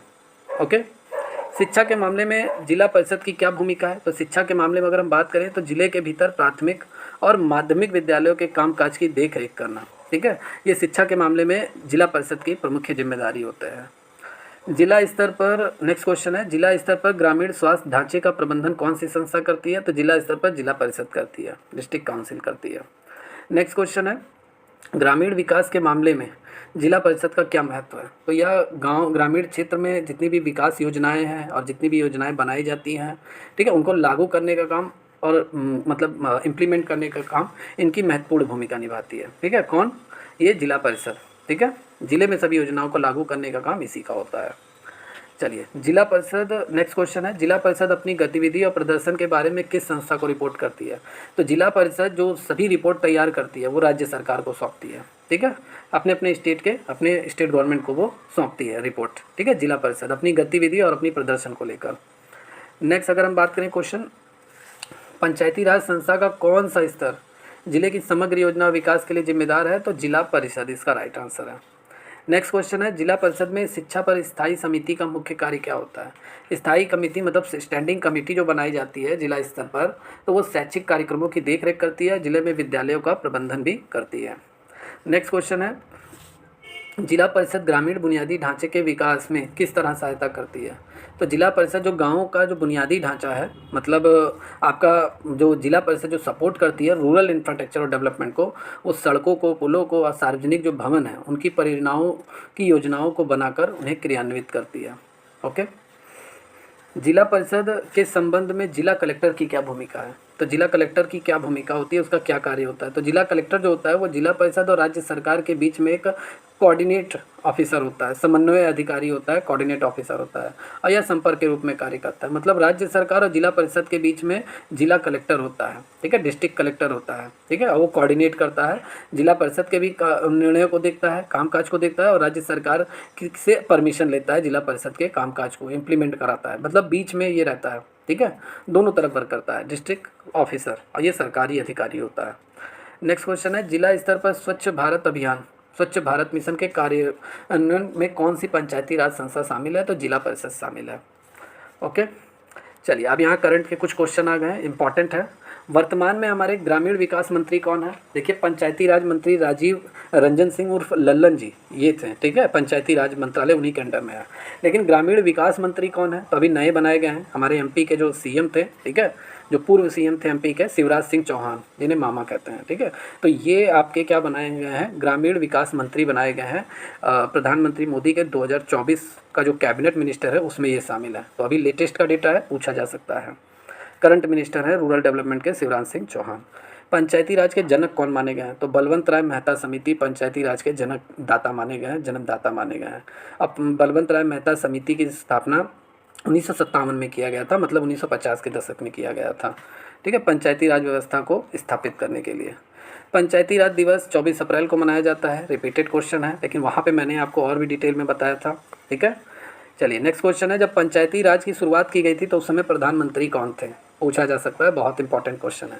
तो पीवी नरसिम्हा राव जो थे, ठीक है, वो प्रधानमंत्री थे भारत के जब पंचायती राज की शुरुआत की गई थी। और पंचायती राज को शहरी स्वशासी संस्था के रूप में संवैधानिक दर्जा दिया गया था। मतलब पंचायती राज को जब कॉन्स्टिट्यूशनल स्टेटस दिया गया था, संवैधानिक दर्जा, तो उस समय हमारे जो पीएम थे वो पीवी नरसिम्हा राव थे भारत के। पूछा जा सकता है। तो स्टूडेंट आज की क्लास यहीं ओवर होती है। और आप सभी को अब एक्स्ट्रा मेरे हिसाब से जितना मैंने कराया है 250 प्लस क्वेश्चन बिहार पंचायत से रिलेटेड, ये very very most important question है। कैसी लगी क्लास आपको आज ये मैराथन क्लास? आप सभी लोग कमेंट करके ज़रूर बताइए। और जितने भी स्टूडेंट देख रहे हैं इस क्लास को, अगर आप तैयारी करना चाहते हैं बिहार लेखपाल की, बिहार बिजली विभाग की, तो पूरी तरीके से कोर्सेज चल रही है हमारी एकेडमी ऑफिशियल प्लेटफॉर्म पर। और जल्दी से अगर आपको तैयारी करनी है, बेहतरीन तैयारी करनी है चैप्टर वाइज, सिलेबस वाइज, तो आप बैच को ज़रूर ज्वाइन कर लीजिए। बैच को ज्वाइन करने के लिए आपको हमारी एकेडमी ऑफिशियल ऐप आपको डाउनलोड करना है, जो आपको गूगल प्ले स्टोर पर मिल जाएगा। जिस नाम से एजुकेशनल चैनल है उसी नाम से आपको एप्लीकेशन भी मिलेगा। एप्लीकेशन को डाउनलोड कीजिए, रजिस्टर कीजिए, लॉगिन कीजिए और अपने अपने कोर्सेज़ को आप ज्वाइन कर सकते हैं। डिटेल में आपको क्लासेस मिलेंगी, थियोरी, न्यूमेरिकल, एमसीक्यू सभी फॉर्मेट में। और बाकी बिहार पंचायत का पूरा थियोरी पढ़ाया गया है कोर्स में, 1 to 1 एक एक चैप्टर पे डिस्कशन हुआ है, पूरा थियोरी डिटेल में पढ़ाया गया है। तो आप सभी अगर थियोरी पढ़ना चाहते हैं, चाहे वो अकाउंट्स हो, टैक्सेशन हो, बिहार पंचायत हो, तो आप सभी लोग जल्दी से जल्दी बैच को ज्वाइन कर लीजिए। और मॉक टेस्ट भी आप लोग के लिए लॉन्च कर दिया गया है। 99 का ही मॉक टेस्ट है, सबसे कम फीस में रखा गया है। 65 मॉक टेस्ट है, 5 पेपर से है, और प्लस 6,000 प्लस क्वेश्चन का ई बुक भी आपको साथ में दिया जा रहा है, जिसमें 5 पेपर के इंपॉर्टेंट क्वेश्चन उसमें शामिल हैं। तो कंटेंट बहुत है और पढ़ने के लिए आपके पास जो समय है, समय अपने आप को दीजिए, ठीक है, मेहनत कीजिए। बाकी जल्दी से जल्दी कोर्स और टेस्ट सीरीज ज्वाइन करके अपनी तैयारी करते रहिए। बाकी आज की क्लास आपको कैसी लगी कमेंट करके ज़रूर बताइए। चैनल को लाइक कर दीजिए, तुरंत से तुरंत चैनल को सब्सक्राइब कर दीजिए।